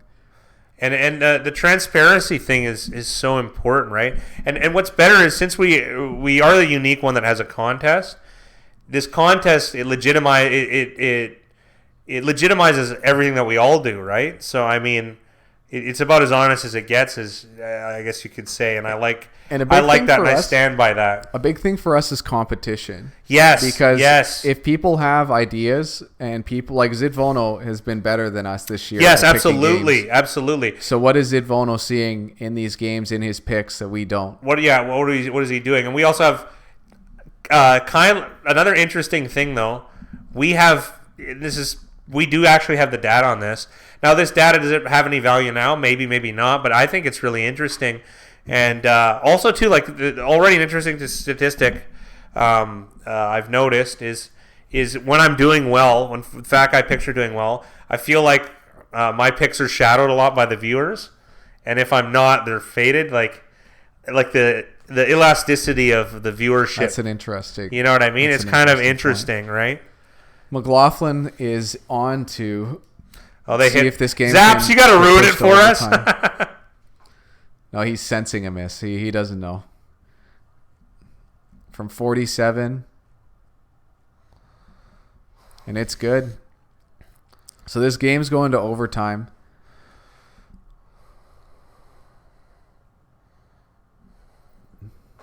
Yeah, the sports guy. I mean, his videos are different, and he has his own style. And I don't knock anyone for doing it, but like negative expected value, like teasers and stuff. What it is it's misleading because he's telling people that he's gone 80 and 30 for the season against the spread, but his spreads are not as spreads. Like it's 11. Yeah. You should be hitting at 80%. You should be hitting, yeah. So it's important to be transparent with that stuff because we're here to try to teach people. We're here to try to inform. We're learning together, as I like to say. Yeah. Everyone else is kind of just doing the same thing. We're trying to do something a little bit different that hasn't really been done before. Like, what was that line I said about this is like a trench coat industry? Yes. They got that the glasses with the fake nose and the trench coat selling knockoff watches. No, I don't need to push out Seattle. I can't stand this game. Nobody's scoring a TD in overtime. It's going to be a field goal game. Okay, this is interesting. Getting in there. And Richard, talking about the 3-game parlay. Yeah, no, it would definitely be fun, but that's where we got to draw the I don't know. We're kind of purporting ourselves to be on the fringe of gambling expertise. So I can't do it in good faith, right? So even the picks of the week were a tough thing to get me to sign off on. What we're probably going to do next year is we're going to probably put money into one of the accounts and just post the picks and post the unit win-loss. We'll probably do that next year, I would imagine. Yeah, I've had a couple of weird ideas. Like we'll try and advance the show. We could do like a, I don't know. I got to think about it more before I start throwing ideas. Even you know what? We could donate the profits from that bankroll, that virtual bankroll, to like the prize of the winner, something like that. Geno Smith and Richard Sherman. This is like a smack in the face. This is hilarious. The Geno Smith, the unofficial leader of the Seahawks. Niners win by a field goal. That's fine with me. I bet. We actually need the Niners to win now. Big Rye. See if we can win this. Yep. It's only a difference of $100 for us though, but why not? Why not take an extra hundo? Canadian 100 though, so it's like $20. Seattle's gonna receive. Russell Wilson ball, best player in the game, getting the ball, always dangerous against one of the better defenses in the league. Interesting game. Almost had awesome. An 8-game parlay, short by 1. So much money. See, this is the standard. That's what parlays are, Dylan. The parlay teaser thing, right? You know what I mean? Like I was this close. I always call it parlays are short for I was 1 short. You know, so that's why they're negative expected value. Like not just from the payout, but from you have to randomized euphoria of them. 8 games. You have to pick 8 games, right? I don't think we've been doing this for how long, and there hasn't been a week where there's been a perfect. No one's gone perfect. I think we did one. No, we didn't. We looked through it. We had a 1-loss week, I think. We went through all of them. Yeah, I don't think there's been a perfect. It's so hard.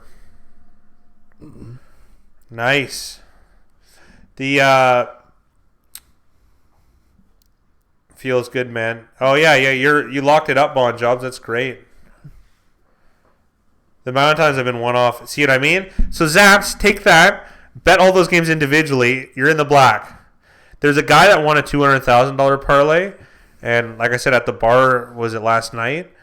Every guy was talking about it, and I was like a shark circling the water when they put Chum out there. Like, oh yeah, you guys are betting football? Like, oh yeah. And I just listen because I just want to hear how they think, right? You were like Pee-wee Herman at a boys' camp. Yeah. I was a member of the clergy hanging out with the choir boys. It was horrible. Get that Cumboni out of here. You can theoretically lose by 9 in overtime. I guess you could. I never thought about that. Good point, Jake. Lesson learned: never bet the Bengals for anything. See, you can't do nevers. There's no you can't. There's no absolutes in probabilities, Dylan. That's where I got to disagree. Yeah, it didn't work out. I'm probably going to be betting the Bengals next week. Is that the right decision? Maybe not. But there are no nevers and no alwayses. So, are the Bengals going to cover again? Yes, they will. I'm gonna make a bold prediction there. Not only will they cover, they'll probably win a couple. Yes. Yeah, but see, that's the story, Zaps, and they want that story to get out there. It's misleading. Like that photo went viral, and all those, like I said, the square guys at the bar are seeing this parlay, and then what do they want to do? They want to bet parlays because they believe they can be that lucky. The thing is, Zaps, is that it's going to cost you $30,000 to make $23,000. Yeah, that's right. That's kind of the whole thing.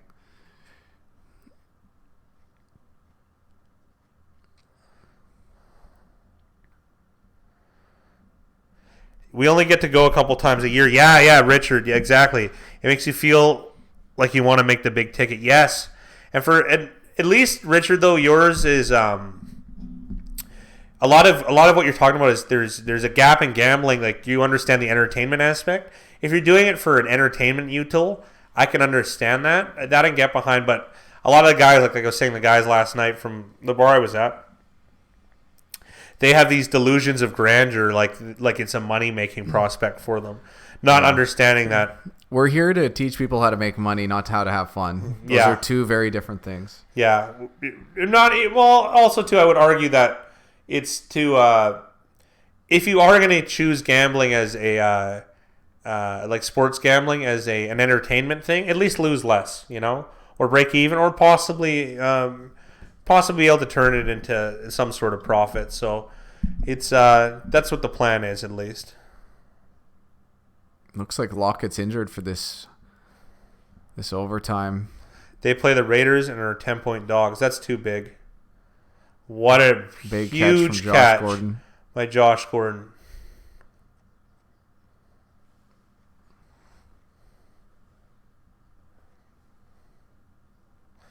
Gordon on Sherman, that seems like a gross mismatch. Like, speed-wise? Yep. That's why you had him. I don't think they're going to cover. The learning aspect is why I started watching this stream. Oh, we appreciate that, yeah.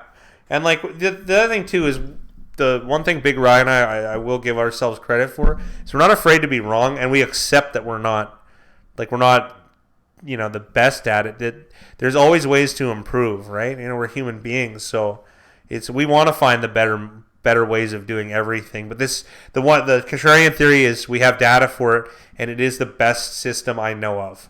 So that's why we've presented it in this fashion, right? If there's a better way, I'm down to do it. I just don't know it, right? And the other thing too is it's probably a secret, if there is one. I'm sure there is. And handicapping is Wilson is sacked here. What? Oh, he got ruled down. Did he? Nobody is perfect. Yeah, and you're not supposed to be in gambling. Like, even Zitvono's pace right now is unsustainable. It's fantastic. I'm glad for him, but he understands math too. He's running at a clip that's unbelievable, right? So he's on the good side of things. Is he going to? Do I think he's going to pick at a winning rate? Continuing from here on, absolutely. But at that percentage, probably not. It's unlikely, right? So, and Yamil says no body is perfect, but Jesse the Body Ventura is damn close. This is a good game. What's up, Isaiah? What's going on, Eden? Isaiah? Good crew in here. 3rd and 16. Big down for the Niners. Oh, yes. Oh, man. Is that a hold?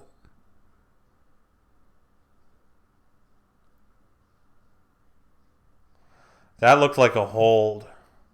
I can't believe that. Wow. What got y'all off the Bucks contrarian pick this week? I gotta be honest. There was. Should we tell this story? Yeah, tell us. It was. I'm not even joking. It was a clerical error, and I was indifferent about the game anyways. And then I'm like, okay, I'm just gonna go with it here. So because we have a system on how the things get operated on or they get put into it.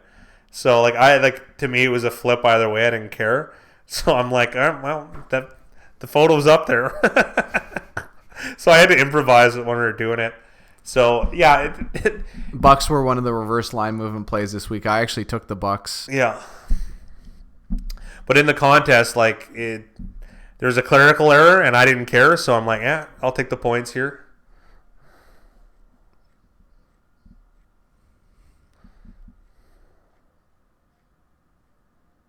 Oh, that's way inbounds.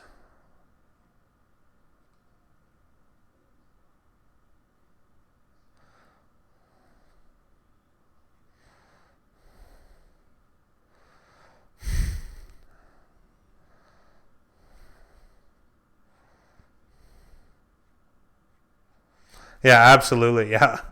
I almost didn't even want to say that. Yeah.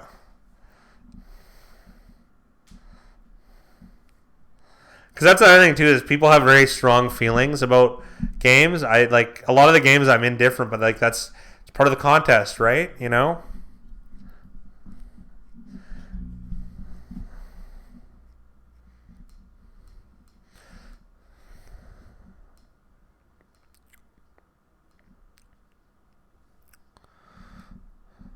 Big Guy getting quiet here for this. Of course we're going to get jagged on this. It had to be Seahawks and over 49. And we're going to get...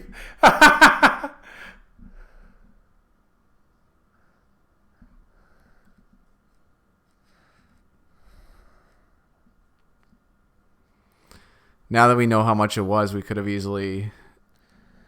It's fine. It's $100, man. I don't care. Makes no difference. No, actually, you know what? No, we're gonna pay like $6 in juice. I'm not paying commission on that. I'll risk the 100. Well, we're giving up 6%. No way. Carson's a boss, man. I'm going to have a heart attack. Oh, see the emotion in here.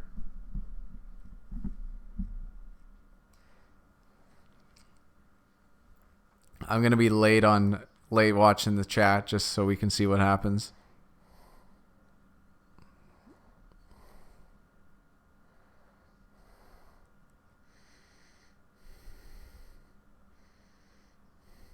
Big Red doesn't want to look at the chat because we're like 10 seconds behind you guys.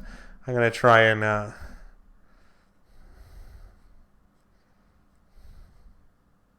Oh! Intercepted. Oh!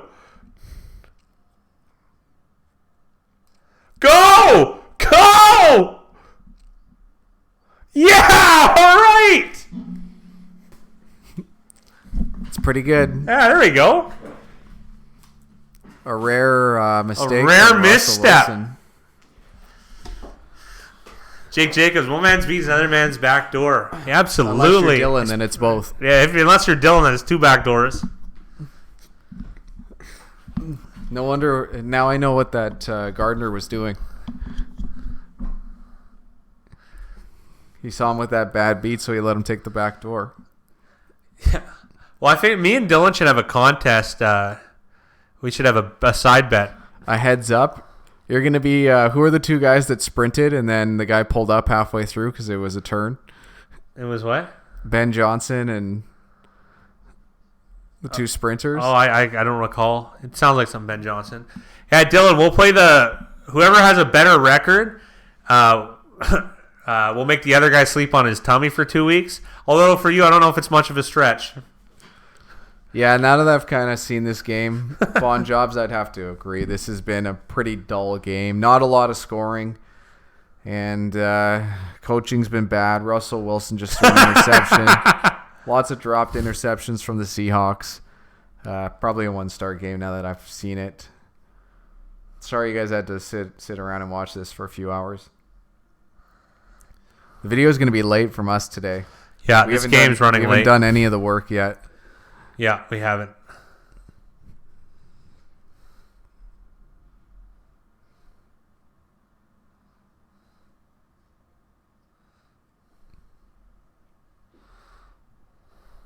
Let's get this tie.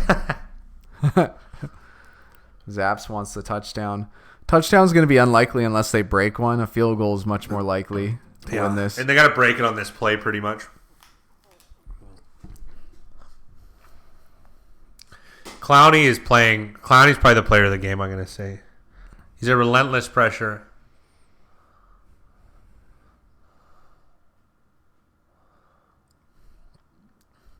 Clowney might be the second best player on this team.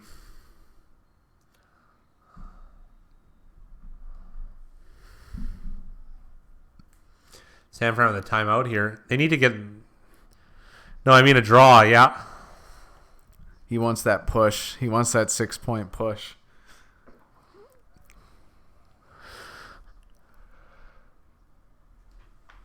Oh, we win on a tie. We win the pool on the tie, too. Yep. Which is nice.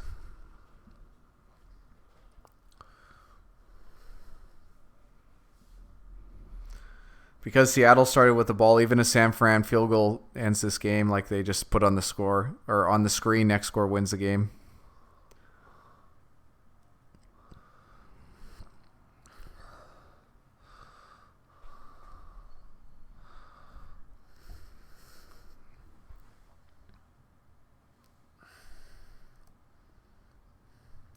First down.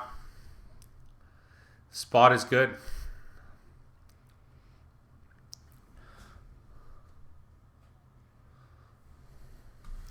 That's a good play by Mostert, and that was actually his second read on that play. He was wanting to go inside to Deebo Samuel. That pylon cam is unreal. I don't know, Dylan. What is the difference between a Rubik's Cube and the Fat Guy? What is it? I want to know. I don't know. Push it real good. Bow, bow, bow, bow, bow. Not with a run like that. That could have been your cover, that run. The one thing, though, I will say is that San Fran, there's incentive for them to keep this clock running as much as they can. The more you play with the Rubik's Cube, the harder it gets. Yeah, I guess you could say that. Dead dick syndrome. Never had that problem, actually. Although, all that Viagra that I bought, one of my friends got divorced, and I had to buy a duffel bag full of his stuff, and there was a secret compartment that was full of Viagra. And I was like, what is this? And then I gave it to one of my other friends, one of those 4-pack pills. And then he told other people. I ended up selling it all summer, and I made a fortune. It was the weirdest thing ever. That was last year, I think. That's how we funded this channel. Yeah, I think it is. Sam. I think I paid my car insurance with that money. It was great. I have one 4-pack left, and there's a bidding war for it right now. Well, I like how you're the only person that can get it. Well, it's because they don't, like, it's a weird thing. It's a personal thing, you know what I mean? I can row a boat with a rope.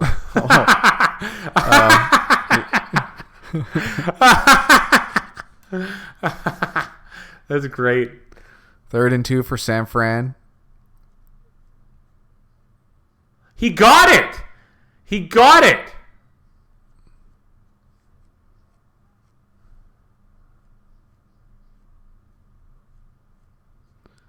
Oh, they mark it just short. How far? What's the?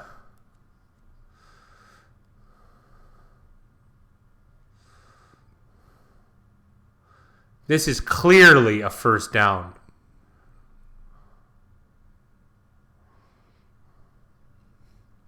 Niners so lucky the 2 turnovers won them the game. I guess, maybe they make the field goal. You guys spoil it for us.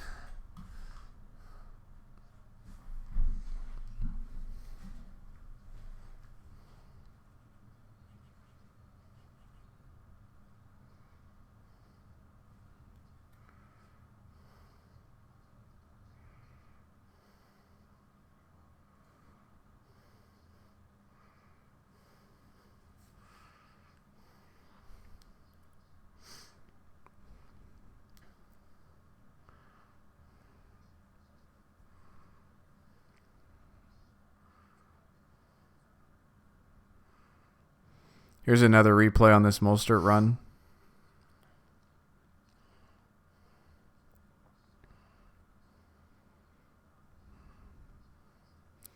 He definitely looks like he's past the line. I wonder if they're challenging this upstairs. Because you can see he's clearly to the 28-yard line on that replay. Zapp's calling for a block field goal.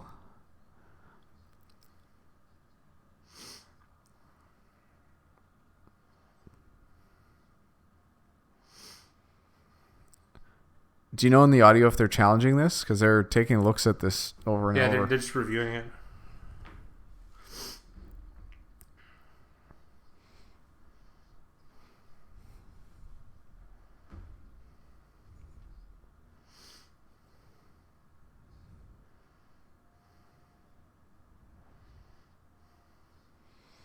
Mickey said all overtime reviews are from upstairs.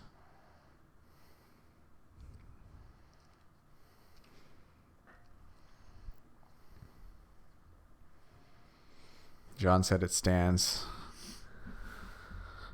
I don't get the reviews. Maybe they shouldn't be watching on a 8x10 screen on these replays.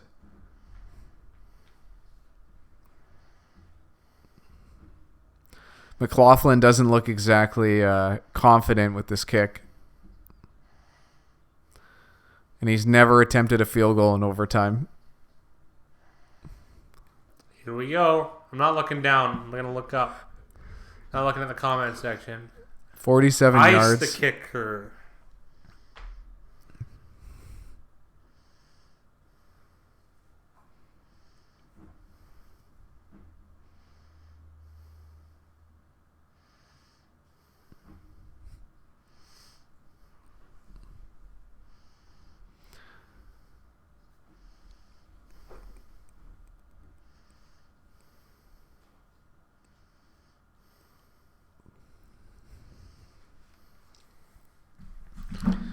Robbie Gould getting to watch this kick from the sidelines.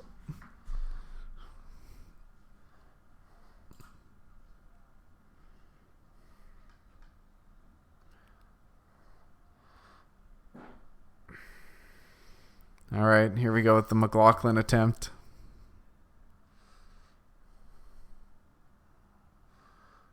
That looks... Shanked big time. Wow. Finkel. Finkel. Einhorn. Einhorn is Finkel. Einhorn is a man. Laces out, Dan. Zapp's calling for a tie. That'd be Dylan good for says, us. let's go F the Niners. That ball just took off on him. They don't deserve to win. They don't deserve to win this game. Nice Stevie Janowski there, Big Rye. Isaiah can't believe it. This might be like game of the year type stuff. It's weird though.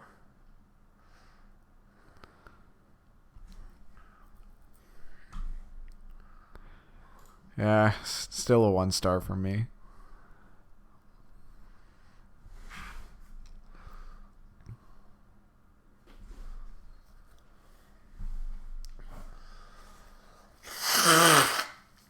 The tie would actually be the best thing for a bunch of my side bets too.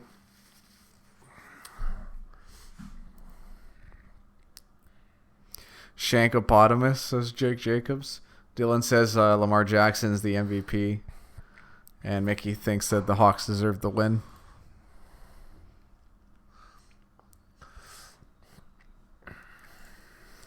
The Hawks need the win more than San Fran does. Yeah.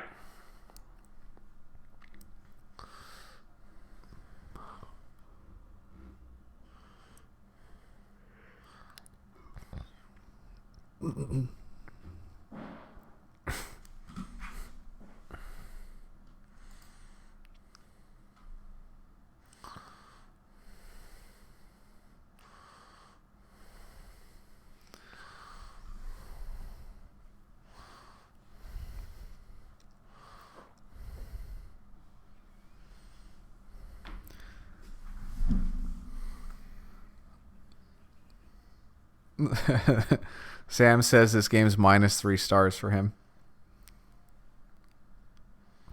Yamil smells a tie. Dylan Clark says, calm down. Ducky Hodges is the MVP. Since the game went to overtime, I'll give the game 3 stars. Would have been 4 if Russ didn't throw an interception. Mickey said, I miss Downtown Abbey for this.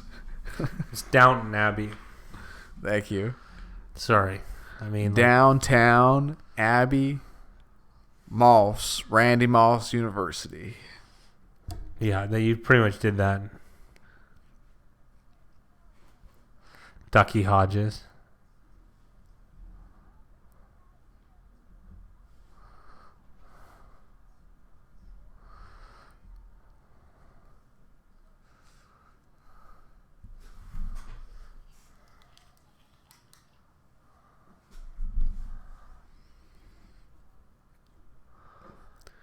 They Sorry, were showing the thing judges is- there, and Anthony Anderson was on his phone.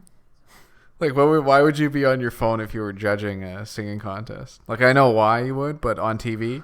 Why? Because no one cares if some celebrity puts a mask on and sings? How the F did the 49ers miss a field goal? Well, OG, they did. Chase McLaughlin was, the one kicking, as Robbie Gould is sitting this one out. Whistled down again after a big 2-minute break. Remember how Robbie Gould didn't want to play this year, essentially? Like, he wanted nothing to do with the 49ers. Oh, and then they offered him more money. That's weird how that works. Yeah, it's pretty good. Come on, baby, give us a pick 6 push. Maybe he's talking about his friend Abby that always gives it up. Oh, Abby from downtown? Total salute.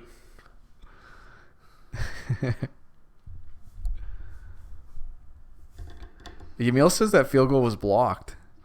That would make sense to me, too, the way the trajectory of it. I didn't get a good look at it, though.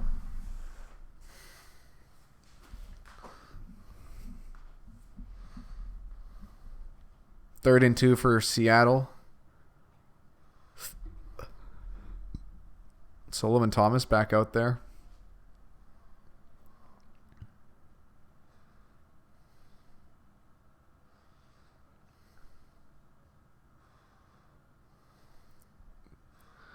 Big pass breakup on DK Metcalf. That was Is Seattle punting here? if he caught that, Bub would have won this fantasy. Yeah, that would be It's funny. a joke.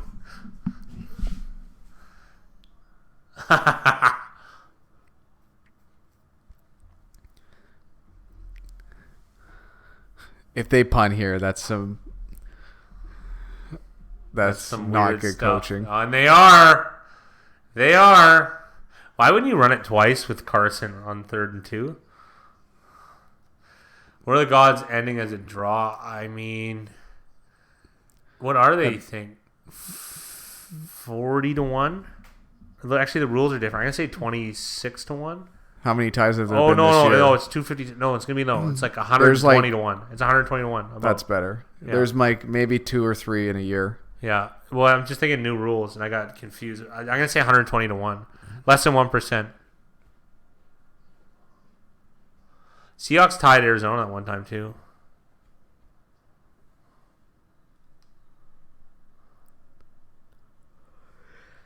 Remember the Steelers-Browns tie? Start off the year last year? Oh, we got a dislike. Oh, someone doesn't like us. Oh, you know. Really put a bee in my bonnet. Yeah, I want to be in my bonnet. Wow, that was a dangerous ball. I bet it was Dylan because we took the team he didn't like.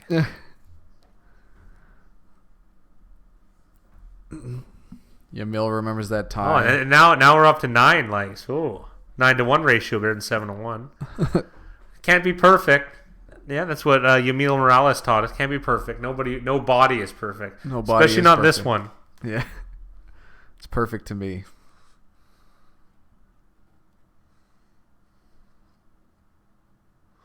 Wow, man, these receivers, eh? It's been comical. Like it's like they're all trying to give up an interception on every catch. Oh, up to 11 now. Hey-oh. Hey-oh.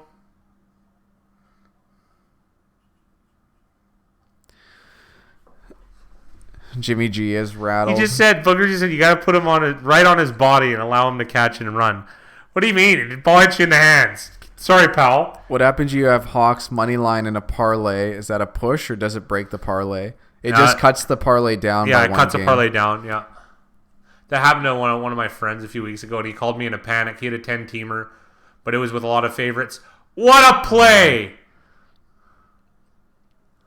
Shaquille Griffin, what a play!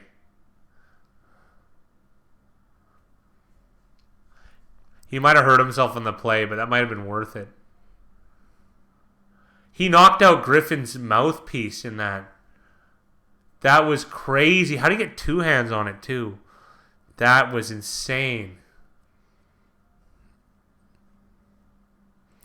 Just good coverage. A little bit underthrown. Yeah, but that was impressive.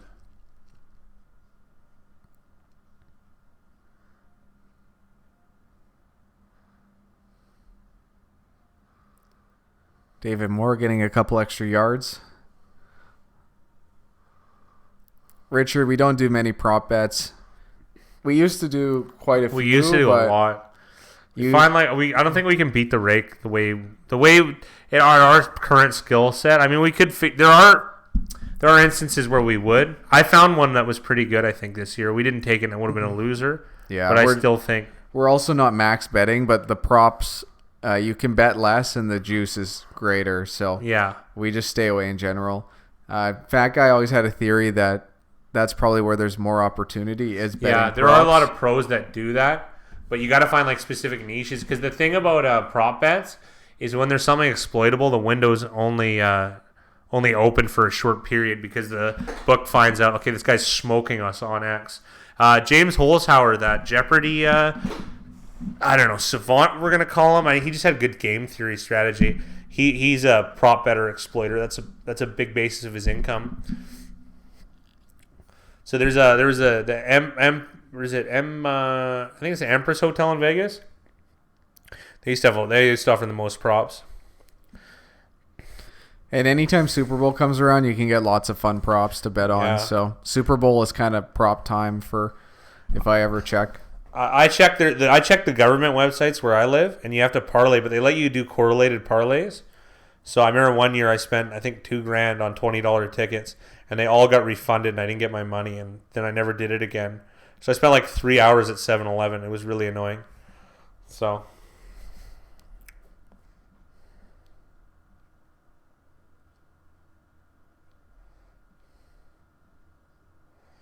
Oh, jeez, this is standard. Why aren't they running at him? Because he's just giving up all this field position here. This game is crazy. This game is crazy.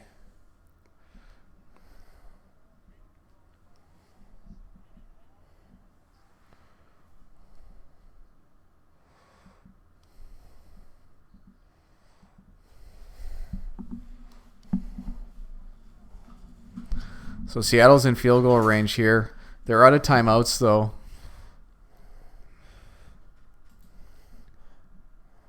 $30 left. Handoff to Chris Carson. Oh, he stays in. Perfect.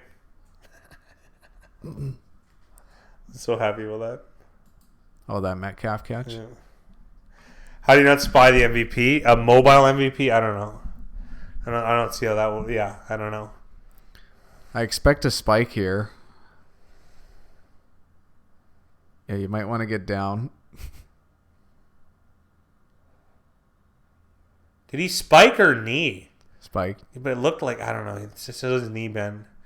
All right, this is for, it's either a tie or a win here. All right, I'm not looking at it. I'm not looking at the chat.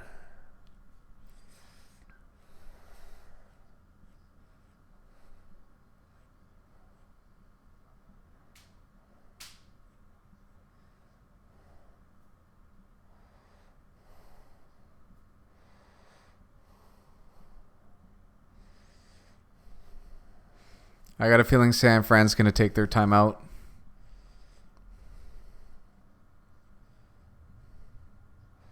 Sure did. They sure did.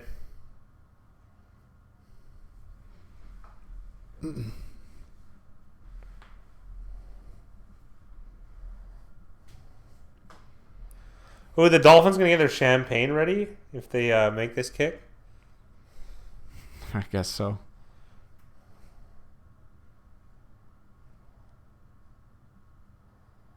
Why didn't 20 just beeline it at him?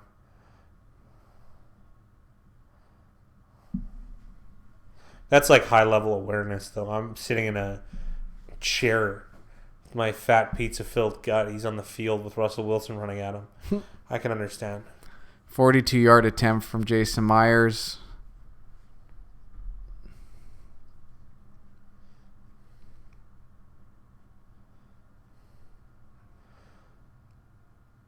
And it's good.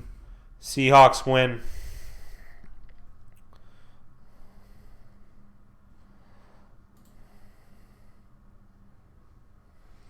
That's a big win for Seattle.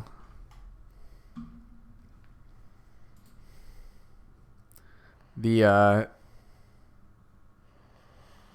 what's the total on this game?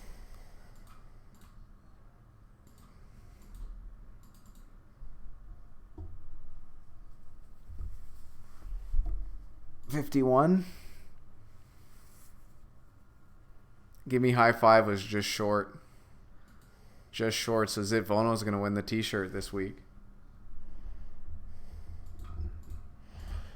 That's fantastic. Hell of a game. Seahawks win. Good game. Seahawks. Fortunate AF. Thank you, God. 72 Dolphins are drinking. That was too crazy of a game. That was an excellent game. Yeah, wow. Woo! A lot of one-star games this week. Lots of one-star games this week.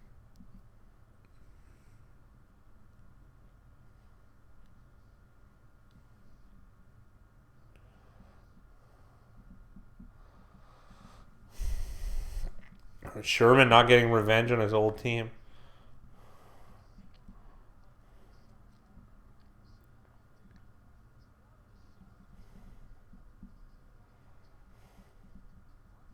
Game, now they gave a chance for the Rams. Yeah, that's true.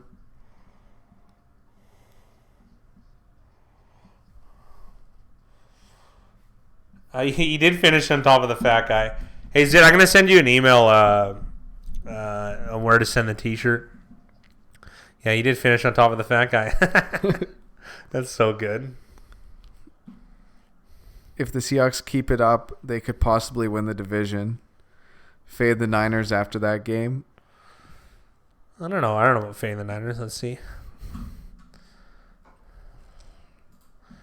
That was an interesting game. Had a good time watching that game. Yeah, I don't see that line moving off 13.5 now. Even though this game shouldn't have any barring on the next one, but that's not how things work. Yeah. Depends on the number. Always depends on the number.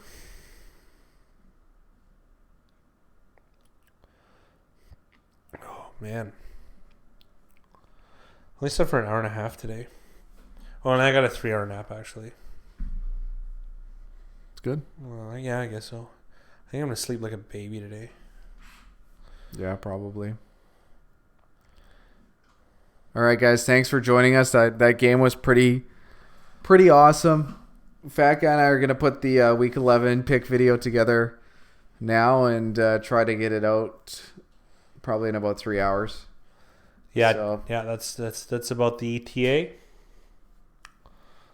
So we'll catch you guys later. Zit's taking Arizona next week. Yeah, I want points. I Yeah, want the me points, too. Yeah. Next time I hear you guys live, will. Yeah, absolutely. Thursday, I don't think I can do Thursday. Maybe I could actually move some things around. I'm gonna say 50-50 for Thursday. I gotta move some stuff around. Definitely, I'll be here on Sunday night and Monday, and Big Rye's always here. So Yeah, we'll see, Mickey. We'll see about that. I'm gonna say 50-50 on Thursday. I'll see you guys later. You guys have a good night.